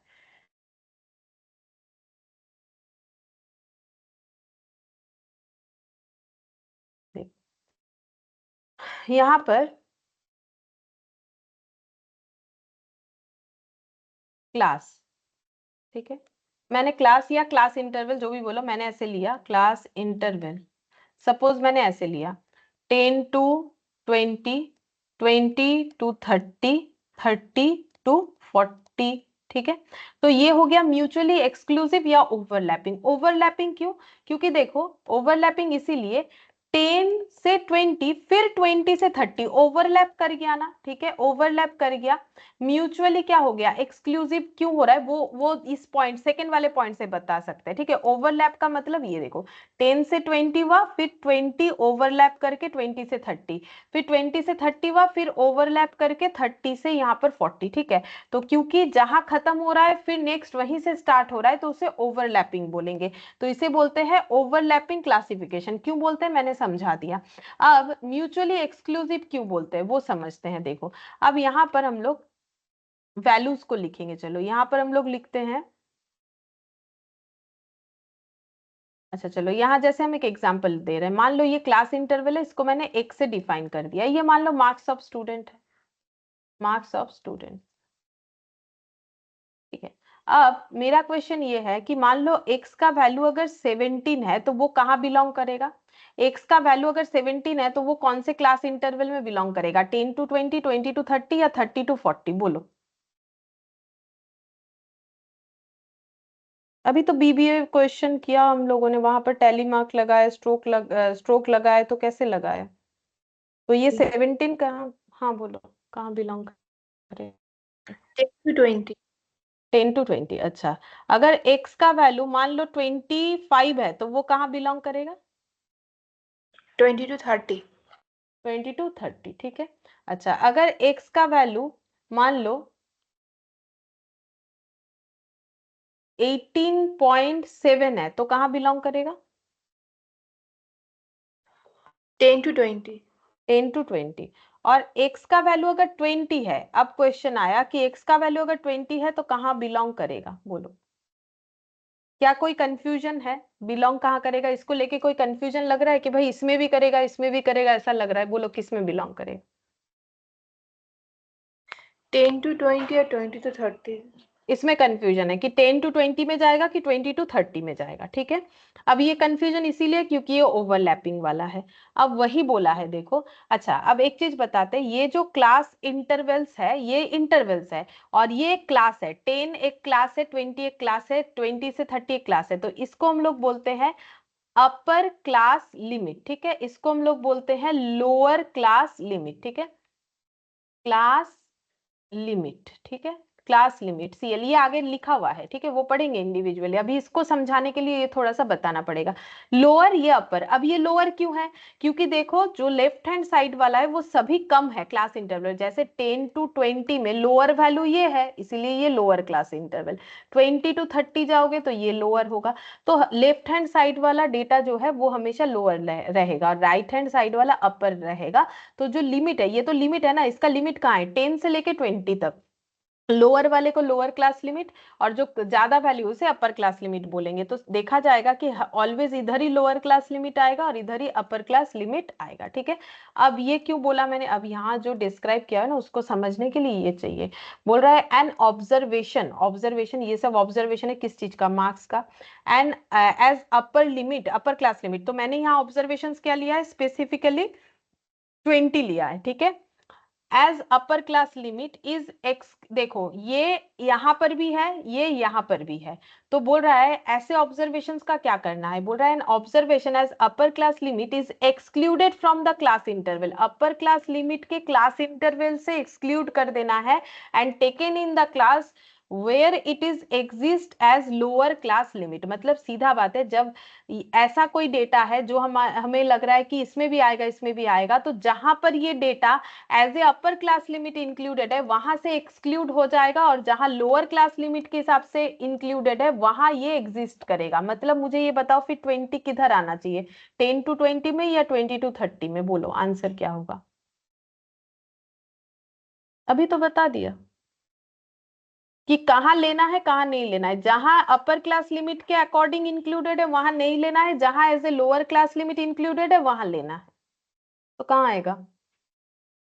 20 to 30। तो 20 to 30 में आएगा, ठीक है।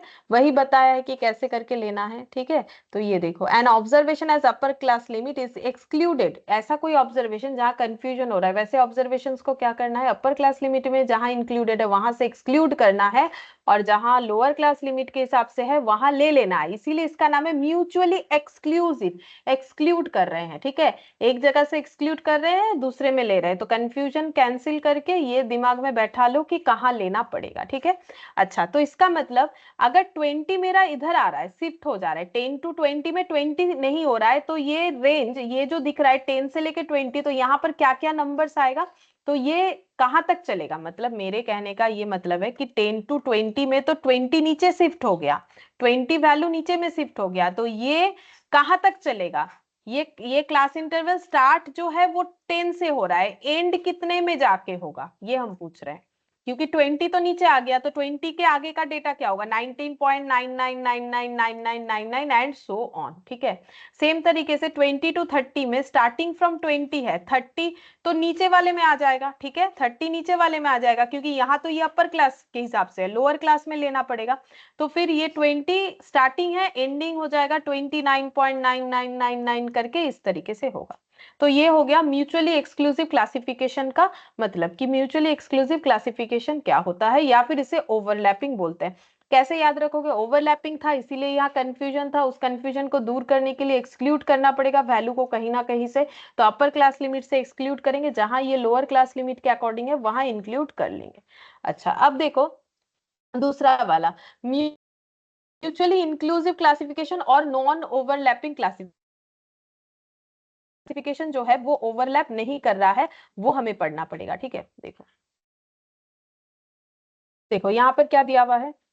यहाँ पर क्लास, ठीक है, क्लास या क्लास इंटरवल 10 to 19, फिर यहाँ पर 20 to 29, फिर यहाँ पर ले लिया 30 to 39, ठीक है।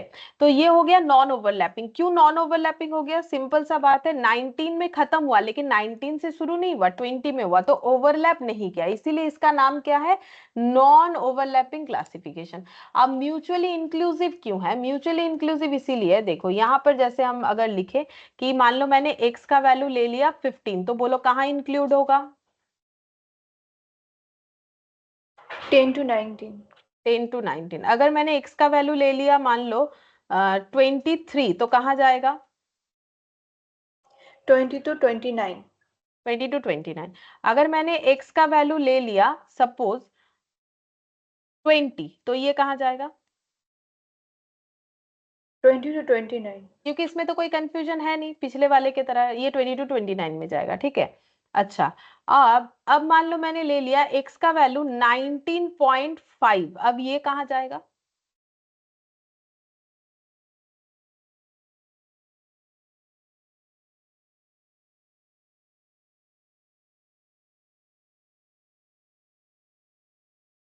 ये तो कहीं नहीं जा सकता है, क्योंकि इसका ये कहाँ खत्म होता है? 19 में। ये कहाँ खत्म होता है? 29 में। ये शुरू 20 से हो रहा है, मतलब ये 19.5 जो है वो कहीं पर भी एग्जिस्ट नहीं कर पाएगा। ये जो 3 क्लास लिखा है मैंने, ये 3 क्लासेस, इसमें से कहीं पर भी एग्जिस्ट नहीं कर पाएगा। Not exist in any class, ये कहीं पर भी एग्जिस्ट नहीं करेगा।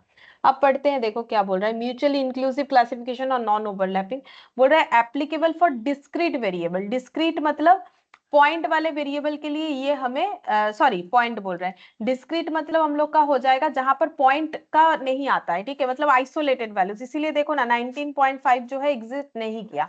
तो all observation including USL and UCL LCL, मतलब upper class limit lower class limit, will be taken in the same class interval. मतलब इसका अपर क्लास लिमिट कितना है?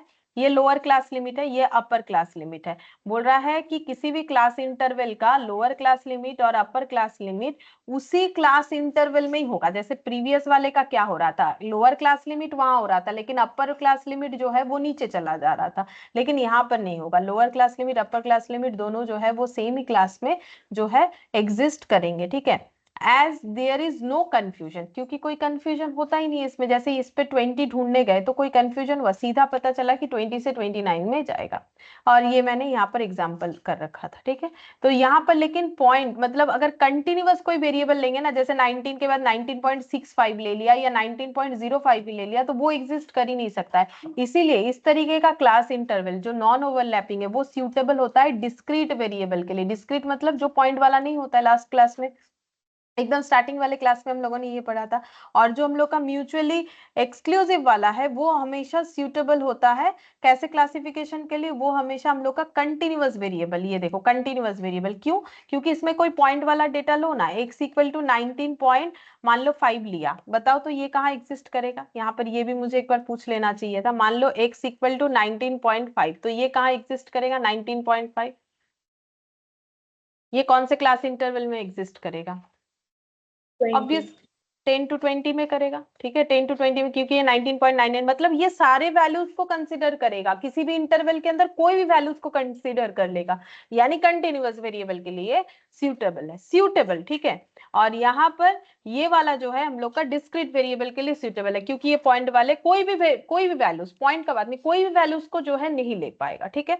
अब देखो यहाँ पर आ गया मेरा क्लास लिमिट। तो मैंने थोड़ी देर पहले तो तुम लोग को क्लास लिमिट समझा ही दिया और ये भी बोला अपर क्लास लिमिट और लोअर क्लास लिमिट क्या होता है।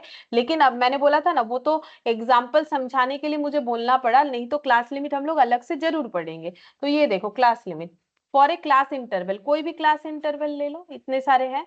Class limit is the minimum and maximum value. ये देखो इसका मिनिमम वैल्यू, इसका मैक्सिमम, मिनिमम मैक्सिमम, कोई भी क्लास इंटरवल का जो मिनिमम और मैक्सिमम वैल्यू है उसी को हम लोग बोलते हैं उसका क्लास लिमिट, ठीक है। जैसे इसका क्लास लिमिट जो है मिनिमम 10 है, मैक्सिमम 19 है, ठीक है। तो मिनिमम वैल्यू जो है उसको लोअर क्लास लिमिट को मिनिमम वैल्यू बोलते हैं और मैक्सिमम वैल्यू को अपर क्लास लिमिट बोलते हैं। मतलब जो कम वैल्यू रहेगा उसको बोलना है लोअर क्लास लिमिट और जो ज्यादा वैल्यू है उसको बोलना है अपर क्लास लिमिट। तो ये डेफिनेशन था, ये मैंने बता दिया। डेफिनेशन भी कोई बोलेगा नहीं कि आप डेफिनेशन लिख के दिखाओ, हमें एमसीक्यू का आंसर देने आना चाहिए, ठीक है, जो भी रहेगा। अच्छा अब देखो यहाँ पर पूछते हैं तुम लोगों से।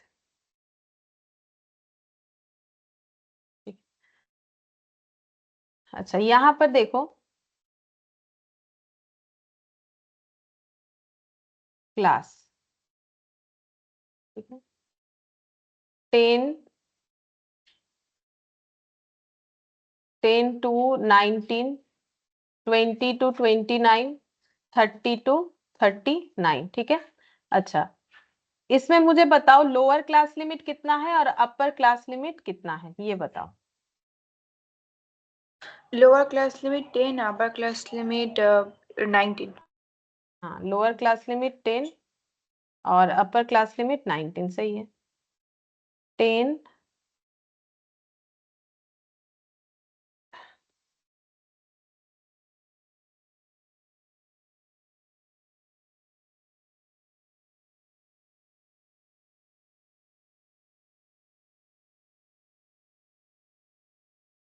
लिख क्यों नहीं रहा है पेन? अच्छा, उसके बाद वाला भी बता दो, देख रहे हैं रिपोर्ट में। Lower class 20, upper class limit 29. सही है। अच्छा, ये कैसे क्लास इंटरवल है, मतलब ओवरलैपिंग कि नॉन ओवरलैपिंग? Overlapping. ওভারল্যাপিং।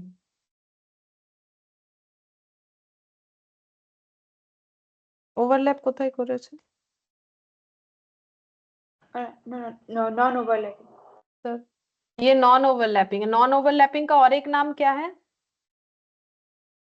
क्योंकि ये सब एमसीक्यू में जरूरत होगा, ये भूल जाते हैं सब।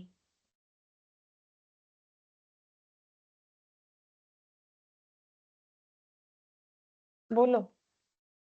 और एक क्या फीचर्स था ओवरलैपिंग में? प्रॉब्लम था, कंफ्यूजन था, 20 को कहाँ ले, इसीलिए हम लोगों ने उसे कैसे करके डिसाइड किया, एक्सक्लूड वगैरह करके। तो उसके हिसाब से इसका और एक नाम क्या दिया गया? Mutually Exclusive. एक्सक्लूसिव, ठीक है। तो ये दिमाग में थोड़ा मुश्किल होता है रहना, ठीक है, काफी कंफ्यूजन हो जाता है लोगों को। तो मैंने बता दिया, देखो कैसे करके याद रखना है। तो तुम लोग अगर उसी तरीके से याद रखने का कोशिश करोगे तो जरूर याद हो जाएगा, ठीक है। यानी क्या हो जाता है बोर्ड को?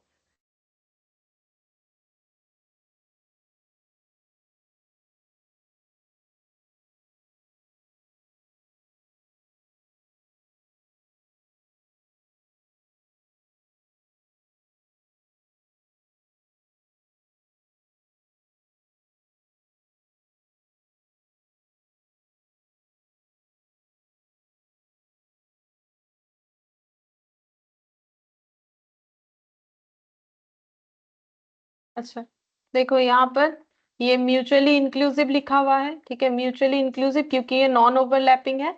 और जो म्यूचुअल ओवरलैपिंग है उसे हम लोग बोलते हैं म्यूचुअली एक्सक्लूसिव, ठीक है, एक्सक्लूड होगा। तो यहाँ पर भी क्लास लिमिट दे दिया। फिर देखो ये एग्जाम्पल जो है ये समझ में आई, यहाँ लिख नहीं पा रहे, पता नहीं क्यों, इसको कम कर रहे तो लिखा जा रहा है, ज्यादा कर रहे तो लिख नहीं पा रहे, अब इस पे भी नहीं हो रहा है, पता नहीं। अच्छा देखो यहाँ पर नेक्स्ट देखो क्या बोल रहा है, क्लास बाउंड्री, ठीक है। क्लास बाउंड्री क्या होता है? These are actual class limit of class interval. तो अभी तक हम लोग तो पढ़ रहे थे कि क्लास इंटरवल में क्लास लिमिट्स होता है, जो मिनिमम वैल्यू उसे लोअर क्लास लिमिट, जो मैक्सिमम वैल्यू उसे हम लोग अपर क्लास लिमिट बोलते हैं, ठीक है। अच्छा, अब बोल रहा है कि क्लास बाउंड्रीज बोल के भी ना कुछ एक होता है। अब ये क्लास बाउंड्री क्या है? बोल रहा है क्लास बाउंड्री जो है वो एक्चुअल क्लास लिमिट होता है। अब ये कैसा चीज हुआ कि class boundaries actual class limit होता है? फिर क्लास लिमिट क्या था? तो ये देखो यहाँ पर क्या लिखा है, फॉर म्यूचुअली एक्सक्लूसिव या ओवरलैपिंग अगर है तो class boundary equal to class limit, lower class limit equal to lower class boundary, upper class limit equal to upper class boundary. और अगर म्यूचुअली इंक्लूसिव या नॉन ओवरलैपिंग है तो वहां पर क्या होता है, देखो वहां पर लोअर क्लास बाउंड्री कैसे निकालेंगे और अपर क्लास बाउंड्री कैसे निकालेंगे वो दिया हुआ है, ठीक है। तो हम समझाते हैं कैसे होगा। तो ये देखो,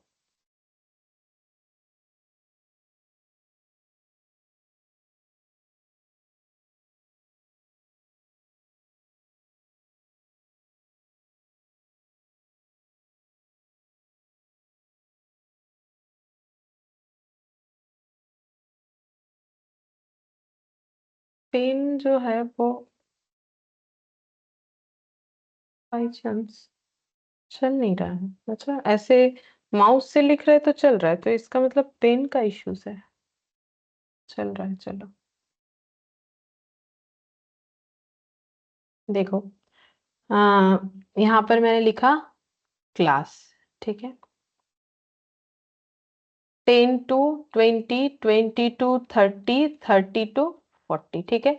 पहले बोलो ये कैसा टाइप ऑफ क्लास इंटरवल है, बोलो ये कैसा टाइप ऑफ क्लास इंटरवल है, मतलब ओवरलैपिंग, नॉन ओवरलैपिंग, या फिर म्यूचुअली एक्सक्लूसिव, या फिर म्यूचुअली इंक्लूसिव, क्या बोलोगे वही बोलो।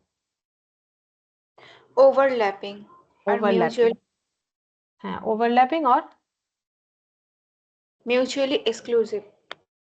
ओवरलैपिंग और म्यूचुअली एक्सक्लूसिव, ठीक है। ओवरलैपिंग, ठीक है, और म्यूचुअली एक्सक्लूसिव, म्यूचुअली एक्सक्लूसिव, सही है, ये याद हो गया दिमाग में। अब लोअर क्लास लिमिट इसका क्या है और अपर क्लास लिमिट क्या है बताओ। लोअर क्लास लिमिट 10, अपर क्लास लिमिट 20। फिर 20, 30 और 30, 40। अब क्लास बाउंड्री, तो क्लास बाउंड्री भी दो तरीके का होगा, lower class boundary, upper class boundary. Class boundary क्या है, बोला था कि एक्चुअल क्लास लिमिट है, मतलब जो क्लास लिमिट है वही क्लास बाउंड्री होगा in case of mutually exclusive. अभी डेफिनेशन वही बताया था। क्लास बाउंड्रीज क्या है, बोल रहा है कि क्लास लिमिट ही क्लास बाउंड्रीज होता है, लेकिन म्यूचुअली एक्सक्लूसिव के केस में होता है कि क्लास बाउंड्री जो है वही क्लास लिमिट है। मतलब अगर मेरा लोअर क्लास लिमिट 10 है तो लोअर क्लास बाउंड्री भी 10 होगा, क्योंकि हम लोग क्या पढ़ रहे हैं, म्यूचुअली एक्सक्लूसिव वाला। तो ये 20, ये 20, ये 30, ये 30 और ये 40, ये देखो ये रह गया। अच्छा, अब अगर हम ऐसे लिख रहे हैं 10 टू 19, 20 टू 29, 30 टू 39, तो मुझे बताओ ये कौन सा टाइप ऑफ क्लास इंटरवल है, दोनों नाम बताओ, ठीक है, दिमाग में याद हो जाना चाहिए। नॉन ओवरलैपिंग और म्यूचुअली इंक्लूसिव। हाँ, नॉन ओवरलैपिंग और म्यूचुअली इंक्लूसिव, ठीक है, क्योंकि उसी में उसका वैल्यू इंक्लूड होता है। लोअर क्लास लिमिट और अपर क्लास लिमिट बताते जाओ। लोअर क्लास लिमिट 10, अपर क्लास लिमिट 19। उसके बाद 20 और अपर क्लास में 29, लोअर क्लास में 30, अपर क्लास में 39। ठीक है। अब लोअर क्लास बाउंड्री और अपर क्लास बाउंड्री निकालेंगे, तो बोल रहा था कि class boundary class limit equal होता है, लेकिन सिर्फ और सिर्फ म्यूचुअली एक्सक्लूसिव के केस में, म्यूचुअली इंक्लूसिव के केस में ऐसा नहीं होगा। तो उसमें कैसे करके बाउंड्रीज को हमें निकालना पड़ेगा, उसमें बाउंड्रीज हम लोग ऐसे निकालेंगे, lower class boundary equal to lower class limit minus d/2, ये सब लिखा हुआ है, ठीक है, डोंट वरी। ये साइड वाला मेरा हैंडराइटिंग नहीं भी समझ में आता, ये भी मेरा ये समझ में आ जाएगा, ठीक है। तो यहाँ पर तो हम ऐसे रफ बता रहे हैं, ये जो लिखा हुआ है यहाँ से लिख लो, देखो ये देखो, ये d/2 ऐसे हो जाएगा। अब ये d क्या हो गया, d का मतलब बोल रहा है डिफरेंस, किस चीज का डिफरेंस, कोई भी क्लास इंटरवल का लेना है अपर क्लास लिमिट, ठीक है। कोई भी क्लास इंटरवल का, सॉरी, कोई भी क्लास इंटरवल का लोअर क्लास लिमिट लेना है और माइनस करना है जस्ट उसके प्रीवियस वाले क्लास इंटरवल के अपर क्लास लिमिट से। जैसे हम कोई भी एक क्लास इंटरवल ले रहे हैं, फॉर एग्जांपल मैंने ये वाला क्लास इंटरवल लिया, ठीक है। इस क्लास इंटरवल का लोअर क्लास लिमिट कितना है, 30।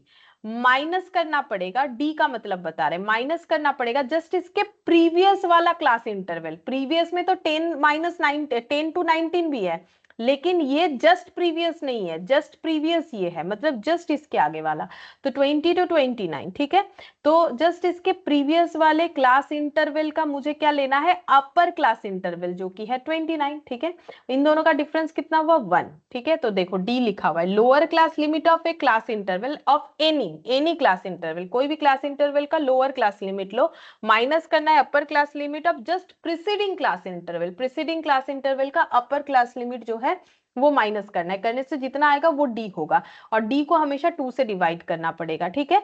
तो लोअर क्लास बाउंड्री फिर कैसे आएगा, लोअर क्लास लिमिट 10 है, माइनस कर देंगे d/2, तो कितना आ गया, 1/2। d/2 हर जगह पे कितना है, d/2 हम लोग का हो जाएगा 1/2, मतलब 0.5, तो माइनस 0.5, ठीक है। तो ये 10 माइनस 0.5 करने से कितना आ गया, 9.5। और अपर क्लास बाउंड्री कैसे निकलेगा, लो upper class limit plus d/2, upper class limit कितना है 19 और d/2 कितना है 0.5, तो ये हो गया 19.5। तो तुम लोग ऐसे लिखते हो ना, ये देखो 10 to 19 बचपन में किए होगे स्टैटिस्टिक्स में थोड़ा बहुत ऐसा चीज, ठीक है। तो इसको तुम लोगों को बोला जाता था, इसको ऐसे लिखो 9.5, इसको लिखो 19.5, इसको लिखो 19.5, इसको लिखो 29.5, इसको फिर 29.5, इसको लिखो 39.5, ऐसे बोला जाता था। बट वो होता कैसे है कैलकुलेट, वो इस तरीके से होता है। तो जब हम लोग का नॉन ओवरलैपिंग या म्यूचुअली इंक्लूसिव वाला होगा तो उसमें lower class limit equal to lower class boundary या upper class limit equal to upper class boundary नहीं होता है। बेसिकली हम लोग को उसको ओवरलैपिंग में ही ट्रांसफर कर देना है। कैसे करेंगे, -d/2 और +d/2 करके। प्लस कहाँ होगा, मोर वैल्यू में प्लस होगा, तो अपर क्लास बाउंड्री में प्लस होगा, तो किसके साथ, अपर क्लास लिमिट के साथ, और लोअर क्लास लिमिट में माइनस हो जाएगा। डी कैसे निकालेंगे वो भी बता दिया। इसीलिए मैक्सिमम केसेस में ना 0.5 ही आता है, बहुत रेयर क्वेश्चन होता है जहां पर 0.5 नहीं आके कुछ और वैल्यू आता है, ठीक है। तो इसीलिए रूल्स पता होना जरूरी है कि किस तरीके से होगा। तो अगर हम लोग का ओवरलैपिंग है तो झमेला खत्म, जो बाउंड्रीज है वही लिमिट होगा डायरेक्टली। लेकिन अगर हम लोग का नॉन ओवरलैपिंग है तो जो बाउंड्रीज है वो लिमिट होगा, ऐसा नहीं होता है, ठीक है। उस केस में हमें इस तरीके से कैलकुलेट करना पड़ेगा। तो वही यहाँ पर किया हुआ है, मैंने अपने हिसाब से एक बार बता दिया, ठीक है। अच्छा, नेक्स्ट क्या बोला है, देखो बोल रहा है क्लास मार्क मिड पॉइंट या मिड वैल्यू ऑफ क्लास क्या होता है। बोल रहा है कि lower class limit by plus upper class limit divided by 2, या फिर lower class boundary plus upper class boundary divided by 2 करने से जो आंसर आता है उसको हम लोग बोलते हैं मिड पॉइंट, ठीक है, या फिर mid value of the class, या फिर इसको क्लास मार्क भी बोला जाता है। अब कब लिमिट ऐड करना है, कब बाउंड्रीज ऐड करना है, तो वही तो अभी हम लोगों ने पढ़ा कि ओवरलैपिंग और नॉन ओवरलैपिंग। तो देखो ओवरलैपिंग के केस में जो ओवरलैपिंग वाला है या फिर म्यूचुअली एक्सक्लूसिव वाला है, उसमें जो क्लास बाउंड्री और क्लास लिमिट बराबर होता है, उसमें कोई ट्रांसफर करने का जरूरत नहीं है, तो उसमें तो ये करेंगे तो हो जाएगा। लेकिन जो हम लोग का नॉन ओवरलैपिंग है या फिर म्यूचुअली इंक्लूसिव वाला है, वहां पर क्लास बाउंड्री को ट्रांसफर करना पड़ता है, ठीक है। Class boundary equal to class limit directly नहीं होता है, हमें उसको ट्रांसफर करना पड़ता है। तो जब ट्रांसफर करते हैं तब जाके क्लास बाउंड्रीज मिलता है, तब ये वाला होगा। तो ये दो फॉर्मूला इसीलिए लिखा हुआ है, ठीक है। तो अगर मेरा क्लास लिमिट और क्लास बाउंड्री बराबर हुआ, जो कि ओवरलैपिंग के केस में होगा, तब तो इसी से निकल जाएगा। अगर नहीं हुआ तो लिमिट को बाउंड्री में ट्रांसफर करना पड़ेगा। कैसे ट्रांसफर करना पड़ेगा अभी हम लोगों ने सीखा। अब बोल रहा है with size of class interval और क्लास लेंथ किसे बोलते हैं, मतलब क्लास लेंथ या फिर साइज ऑफ क्लास इंटरवल या फिर विद, मतलब कितना चौड़ाई, कितना ज्यादा डेटा है, उसको हम लोग बोलते हैं क्लास लेंथ। तो ये देखो ये कैसे निकलता है, अपर class boundary minus lower class boundary. मतलब देखो ये जो बीबीए स्टूडेंट्स वाला क्वेश्चन किया तुम लोगों ने, ये देखो,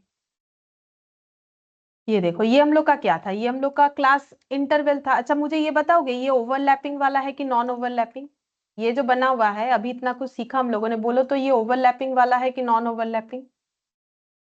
नॉन ओवरलैपिंग। ये नॉन ओवरलैपिंग है। अच्छा इसका और एक नाम बोलते जाओ, याद होगा। Mutual mutually, inclusive.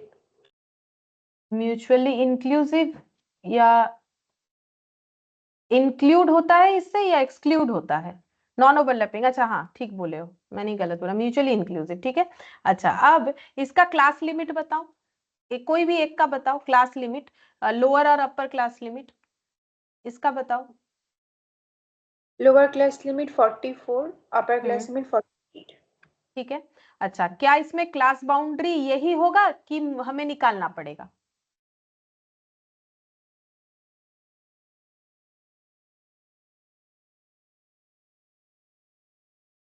अल्टीमेटली तो हमें सभी को ओवरलैपिंग में ट्रांसफर करना पड़ता है अगर क्लास लिमिट पता करना है। तो ये तो ओवरलैपिंग नहीं है, तो बोलो इसमें फॉर्मूला लगा के क्लास बाउंड्रीज निकालना है या फिर यही मेरा क्लास बाउंड्रीज हो जाएगा। क्या यहाँ पर lower class boundary equal to upper class boundary हो रहा है, lower class equal to lower class limit equal to lower class boundary, upper class boundary equal to upper class limit, ये तो नहीं हो रहा है, वो तो ओवरलैपिंग के केस में होता है। यहाँ पर हमें निकालना पड़ेगा, तो कैसे निकालेंगे, lower class boundary equal to क्या हो जाएगा, लोअर क्लास लिमिट 44 और हो जाएगा माइनस 0.5। क्या यहाँ पर भी डी मेरा 0.5 आएगा, बिल्कुल आएगा। कोई भी क्लास इंटरवल का क्या लेना है, अपर क्लास लिमिट, माइनस क्या करना है, जस्ट प्रिसीडिंग वाले का लोअर क्लास लिमिट यानी 58, तो 1 हो गया, d/2 मतलब 1/2, ठीक है, तो ये आंसर आ जाएगा।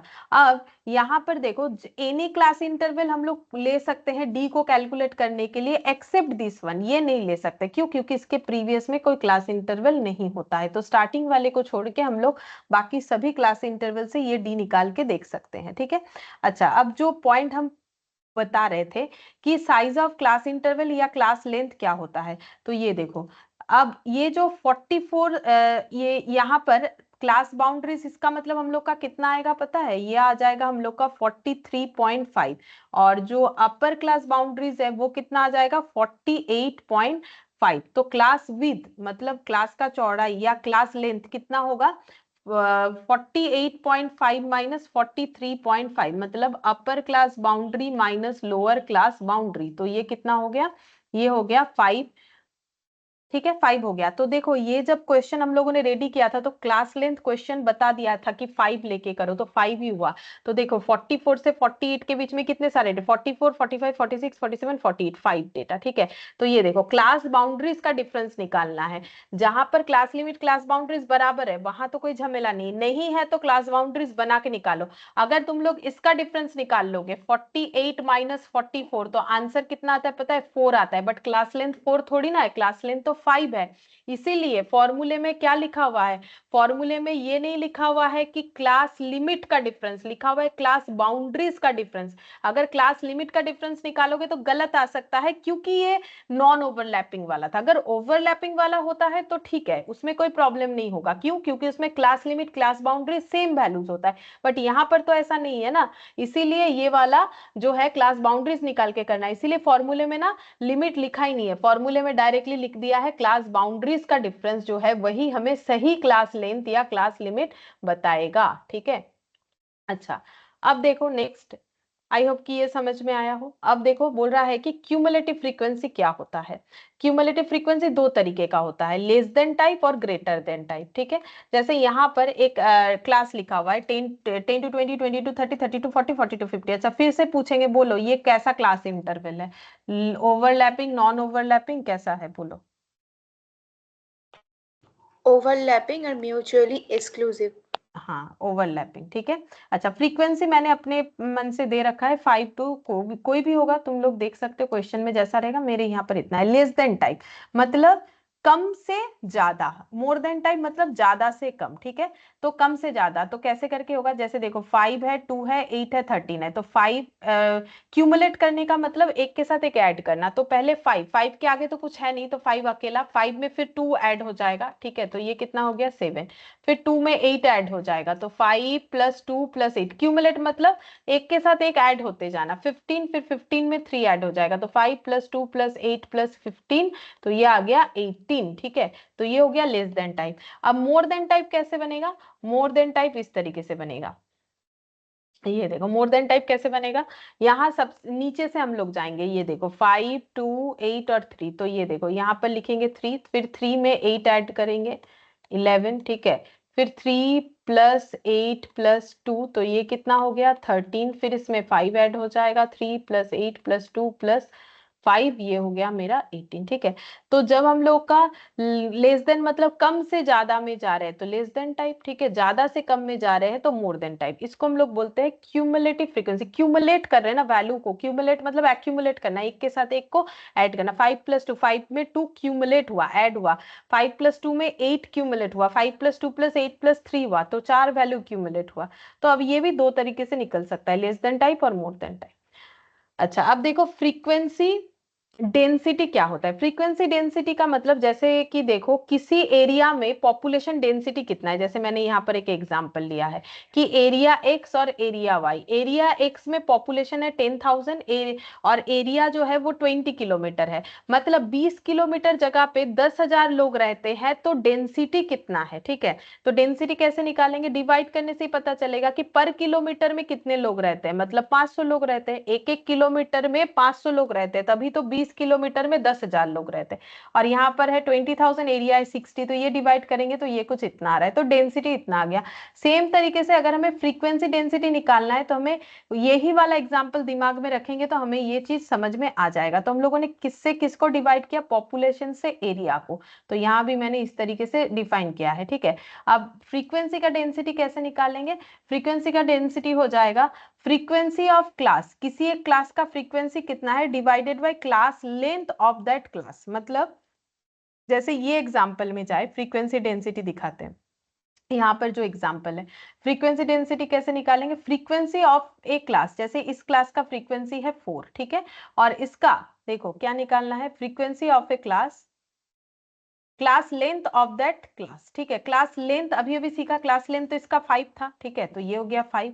तो फ्रीक्वेंसी डेंसिटी 4/5 करने से जितना आएगा उतना होगा, ठीक है, 4/5 करोगे तो जितना आएगा उतना हो जाएगा हम लोग का फ्रीक्वेंसी डेंसिटी। तो ये हो गया। फिर है रिलेटिव फ्रीक्वेंसी और परसेंटेज, ये परसेंटेज है, परसेंटेज फ्रीक्वेंसी, तो वो कैसे निकालते हैं, frequency of class divided by total frequency. मतलब अगर तुम लोग अपने मार्क्स, जो तुम लोग मार्क्स ऑब्टेन कर रहे हो उसका अगर तुम लोग परसेंटेज निकालते हो, कैसे निकालते हो, जैसे मान लो आउट ऑफ 400 किसी को मिला है 150, तो कितना परसेंट मिला है, आउट ऑफ 150/400 इंटू 100 ऐसे करके निकालोगे तो पता चल जाएगा। तो वैसे ही यहाँ पर बोल रहा है फ्रीक्वेंसी का परसेंटेज या रिलेटिव फ्रीक्वेंसी कैसे निकालेंगे, किसी भी क्लास का frequency divided by total frequency, मतलब उस क्लास का frequency out of total frequency कितना है, ये अगर निकालेंगे तो ही हमें रिलेटिव फ्रीक्वेंसी मिलेगा। जैसे देखो यहाँ पर फ्रीक्वेंसी का परसेंटेज, जैसे ये वाले क्लास का मान लो फ्रीक्वेंसी का परसेंटेज निकालना है, तो टोटल फ्रीक्वेंसी 36, तो आउट ऑफ 36 इस क्लास का फ्रीक्वेंसी है 7, मतलब कितना परसेंट है, इंटू 100 करेंगे तो पता चल जाएगा। और अगर ऐसे डिवाइड करके रखेंगे तो भी चलेगा, ठीक है। तो ये सब टर्म्स याद रखना है, ये वाला, ठीक है, फ्रीक्वेंसी परसेंटेज, और ये हो गया फ्रीक्वेंसी डेंसिटी। अब देखो यहाँ पर पूरा एग्जाम्पल बना हुआ है, डोंट वरी, ठीक है। क्लास देखो 10 to 20, 20 to 30, 30 to 40, 40 to 50, frequency मैंने अपने हिसाब से दे दिया है। क्लास लेंथ, ठीक है, क्लास लेंथ जो है वो कितना है, क्लास लेंथ कैसे निकालेंगे, अभी थोड़ी देर पहले फॉर्मूला पढ़ा है, अपर class boundary minus lower class boundary. अगर मेरा म्यूचुअली इंक्लूसिव है या म्यूचुअली एक्सक्लूसिव है, दोनों में सेम होगा। अब ये देखना है कि अगर मेरा म्यूचुअली एक्सक्लूसिव होता है, मतलब ओवरलैपिंग होता है, तब तो मेरा क्लास लिमिट और क्लास बाउंड्री बराबर होता है, तो ये तो मेरा ओवरलैपिंग वाला है, तो इसमें तो क्लास लिमिट क्लास बाउंड्री बराबर है, ठीक है। तो क्लास लेंथ कैसे निकालेंगे, सिंपल ये दोनों का डिफरेंस निकालेंगे तो हो जाएगा। ये देखो क्लास लेंथ निकल गया। अब अगर मुझे निकालना है फ्रीक्वेंसी डेंसिटी, तो फ्रीक्वेंसी डेंसिटी कैसे निकालेंगे, जिस भी क्लास का फ्रीक्वेंसी डेंसिटी निकालना चाहते हैं उसका फ्रीक्वेंसी लेना है, ठीक है, ये देखो उसका फ्रीक्वेंसी लेना है, डिवाइड क्या करना है, डिवाइडेड बाय करना है हम लोगों को क्लास लेंथ, ये देखो डिवाइडेड बाय क्लास लेंथ करना है। अभी तो वही फॉर्मूला पढ़ा है ना, डिवाइडेड बाय क्लास लेंथ करना है, देखो अभी वही फॉर्मूला पढ़ा हम लोगों ने। और अगर रिलेटिव फ्रीक्वेंसी निकालना है तो कोई भी क्लास, जिस भी क्लास का रिलेटिव फ्रीक्वेंसी निकालना चाहते हो उसका फ्रीक्वेंसी लेना है और डिवाइड करना है टोटल फ्रीक्वेंसी, तो आउट ऑफ टोटल फ्रीक्वेंसी उस क्लास का फ्रीक्वेंसी कितना है, और अगर इसको परसेंटेज में ट्रांसफर करेंगे तो ऐसा आ जाएगा। तो ये सब एग्जांपल जो है मतलब डेफिनेशन को याद रखने के लिए, और कुछ नहीं, ठीक है, ऐसा एग्जांपल कुछ करना नहीं होगा, डेफिनेशन को याद रखने के लिए कि डेफिनेशन कैसे काम कर रहा है। अच्छा, अब यहाँ तक हम लोग का हुआ, काफी सारा हम लोगों ने जो है डेफिनेशन वगैरह पढ़ लिया, क्लास लेंथ पढ़ा, मीड वैल्यू पढ़ा, सबका 2-3 करके नाम भी है, ठीक है, क्लास बाउंड्री पढ़ा, क्लास लिमिट पढ़ा, फ्रीक्वेंसी डिस्ट्रीब्यूशन पढ़ा। अब कौन सा फ्रीक्वेंसी डिस्ट्रीब्यूशन पढ़ा, दो तरीके का, group frequency distribution, simple frequency distribution, कब कौन सा एप्लीकेबल है वो पढ़ा, फ्रीक्वेंसी डिस्ट्रीब्यूशन टेबल पढ़ा, टैली मार्क्स पढ़ा, इतना कुछ पढ़ा, ठीक है। अब बोल रहा है graphical presentation of frequency distribution, अगर फ्रीक्वेंसी डिस्ट्रीब्यूशन को हम लोग प्रेजेंट करना चाहते हैं ग्राफ के थ्रू से तो कैसे कर सकते हैं, ठीक है। तो देखो पहला जो है मोड ऑफ प्रेजेंटेशन, उसको बोलते हैं हिस्टोग्राम या एरिया डायग्राम, ठीक है। अब ये देखने में कैसे होता है, चलो दिखाते हैं, ये देखो ऐसे देखने में होता है, ठीक है, हिस्टोग्राम या एरिया डायग्राम।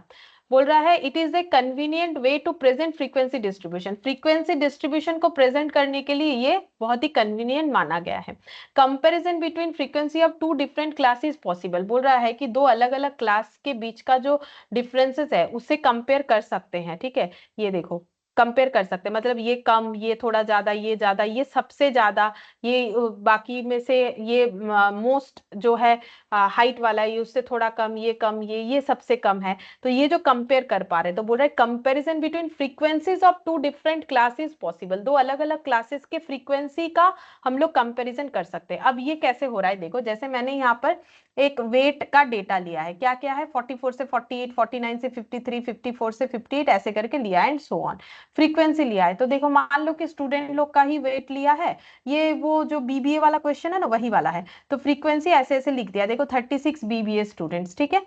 अच्छा, अब इसको ड्रॉ कैसे करेंगे, इसको अगर हमें हिस्टोग्राम बनाना है तो सबसे पहले हमें क्या चेक करना पड़ेगा, दो चीज निकालना पड़ेगा, एक तो क्लास लेंथ और एक जो है क्लास बाउंड्रीज निकालना पड़ेगा। देखो यहाँ दिया हुआ है स्टेप्स टू क्रिएट, बोल रहा है convert class limit into class boundary and plot in x axis. हमें क्या करना है, क्लास लिमिट को क्लास बाउंड्री बनाना है। क्या यहाँ जरूरी है बनाना, बिल्कुल जरूरी है, क्योंकि ये नॉन ओवरलैपिंग वाला है, ठीक है। तो अगर नॉन ओवरलैपिंग वाला है तो class limit equal to class boundary तो नहीं हो रहा है, तो मुझे क्लास बाउंड्री में ट्रांसफर करना पड़ेगा। वो कैसे करेंगे, क्लास लिमिट में प्लस माइनस d/2 करके करेंगे। तो वैसे ही क्या है, देखो 44 का हो जाएगा 43.5, क्योंकि ये कम हो जाता है इसमें ऐड होता है, 48.5, 53.5, 58.5, 63.5, 68.5, 73.5, और बाकी इधर 0.5 करके कम हो जाएगा। तो ये देखो ये इधर इधर ऐसे करके आ जाएगा, हम तो ऐसे करके लिखते हैं, ये शॉर्टकट हो गया, ठीक है, ऐसे करके बन जाएगा। तो हम लोगों ने क्या किया, सबसे पहले जो स्टेप्स टू क्रिएट हमें दिया है वही फॉलो किया, कि क्लास बाउंड्रीज बना दिया क्लास लिमिट्स को। फिर क्या किया, बोल रहा है अब इसको एक्स एक्सिस में प्लॉट करना है, मतलब ये जो डेटा दिख रहा है इसे हमें एक्स एक्सिस में प्लॉट करना है। तो मैंने कहां से स्टार्ट किया, सबसे कम वैल्यू 43.5 है, ये देखो, फिर 48.5 है, ये देखो ये भी कवर हो जा रहा है, फिर 53.5 तो ये भी कवर हो गया, फिर 58.5 तो ये भी कवर हो गया, 63, 68.5, ठीक है, ये भी कवर हो गया, और ये आखिर में 73.5। तो सारा वैल्यूज को कवर कर लिया, और क्लास बाउंड्रीज को मैंने एक्स एक्सिस में लिख दिया, जो कि इसका रूल्स है क्रिएट करने का। फिर बोल रहा है form rectangles taking class interval as base, बोल रहा है यहाँ पर क्लास इंटरवल जितना है उतना एक्स एक्सिस में विद लेके, बेस लेके हमें जो है रेक्टेंगल्स क्रिएट करना है। तो क्लास लेंथ कैसे निकालेंगे, तो अपर class boundary minus lower class boundary करने से क्लास लेंथ आता है, आज ही हम लोगों ने पढ़ा। तो इन दोनों का डिफरेंस 5, इन दोनों का डिफरेंस 5, इन दोनों का डिफरेंस 5, इन दोनों का डिफरेंस 5, इन दोनों का डिफरेंस 5, इन दोनों का डिफरेंस 5, सभी का क्लास लेंथ जो है वो बराबर है, मतलब किसी का कम ज्यादा नहीं है। मतलब जो रेक्टेंगल बनेगा उसमें ये जो चौड़ाई है या विद है वो 5 का रहना चाहिए। वो तो स्केल से मेजर करोगे तो पता चलेगा, मेजर करके कर सकते हो, बट ये तो फ्री हैंड में ही करना है जस्ट समझने के लिए। एंड फ्रीक्वेंसी एज लेंथ, और जो फ्रीक्वेंसी है उसे लेंथ लेना है, मतलब इधर लिखना पड़ेगा, ठीक है। अब देखो कैसे मैंने इसको ड्रॉ किया था, ये देखो ये मैंने कैसे ड्रॉ करके लिखा है यहाँ पर, ये देखो जैसे ये जो फ्रीक्वेंसी है 43.5 उसका 3 है, ये देखो 43.5 उसका 3, तो मैंने यहाँ पर लिया, ये देखो 3, ठीक है, ये 3। अच्छा, 48.5 का कितना है, 4, 48.5 का है हम लोग का, ये देखो 4, ये देखो ये 48.5, ये 4 हो गया। फिर 43.5, तो 53.5, 53.5 है 5, ठीक है, तो ये देखो 5, 5, ठीक है, ये 4। अच्छा, फिर 7, 7, 7 कौन सा है, 7 है हम लोग का 58.5, ये देखो 58.5, फिर 63.5, ये रहा 63.5, और उसका है 9, सबसे हाईएस्ट, ठीक है। अच्छा, और कौन सा है 68.5, 68.5, और इसका है हम लोग का 8, 8 मतलब ये यहाँ पर जाएगा, ये देखो ये यहाँ पर हो जाएगा, ठीक है। ये थोड़ा सा नीचे के तरफ आएगा, सॉरी ये वाला है, ये वाला, सॉरी मैंने गलत जगह पे लगा दिया, ये होगा ना 68.5, ये वाला 68.5। तो यहां तक हम लोगों ने पूरा कवर कर लिया। अब 5 का मेजरमेंट करके ये ऐसे करके लगाना पड़ेगा, ठीक है। ये 5 सब में जो है इक्वल गैप होना चाहिए, 5 का क्लास लेंथ का, क्योंकि सभी का क्लास लेंथ बराबर है, ऐसे करके हमें इसे ऐड कर देना पड़ेगा 5 का गैप लेके, ठीक है। इस तरीके से ये बना हुआ है, बन गया ऐसे करके। अच्छा, अब क्या बोल रहा है, use frequency density in case of uneven class length. अच्छा देखो यहाँ क्लास लेंथ बराबर था सभी का। अगर by chance class length uneven होता, मतलब यहाँ 5, यहाँ 6, यहाँ मान लो 4, फिर 5, फिर मान लो 7, ऐसा अगर होता, अगर अनइवन क्लास लेंथ होता, तो हमें फ्रीक्वेंसी के जगह क्या यूज करना है, फ्रीक्वेंसी डेंसिटी। और फ्रीक्वेंसी डेंसिटी कैसे निकालते हैं, अभी हम लोगों ने कैलकुलेट किया, frequency of a particular class divided by क्या हो जाएगा, क्लास लेंथ। ठीक है, तो वैसे करना है। अगर अनइवन लेंथ हुआ तो, अनइवन क्लास लेंथ हुआ तो वैसे करके क्रिएट करना पड़ेगा। तो ये बन गया, और सबसे हाईएस्ट वाला हमें दिख रहा है। अच्छा एक सेकंड रुको तो,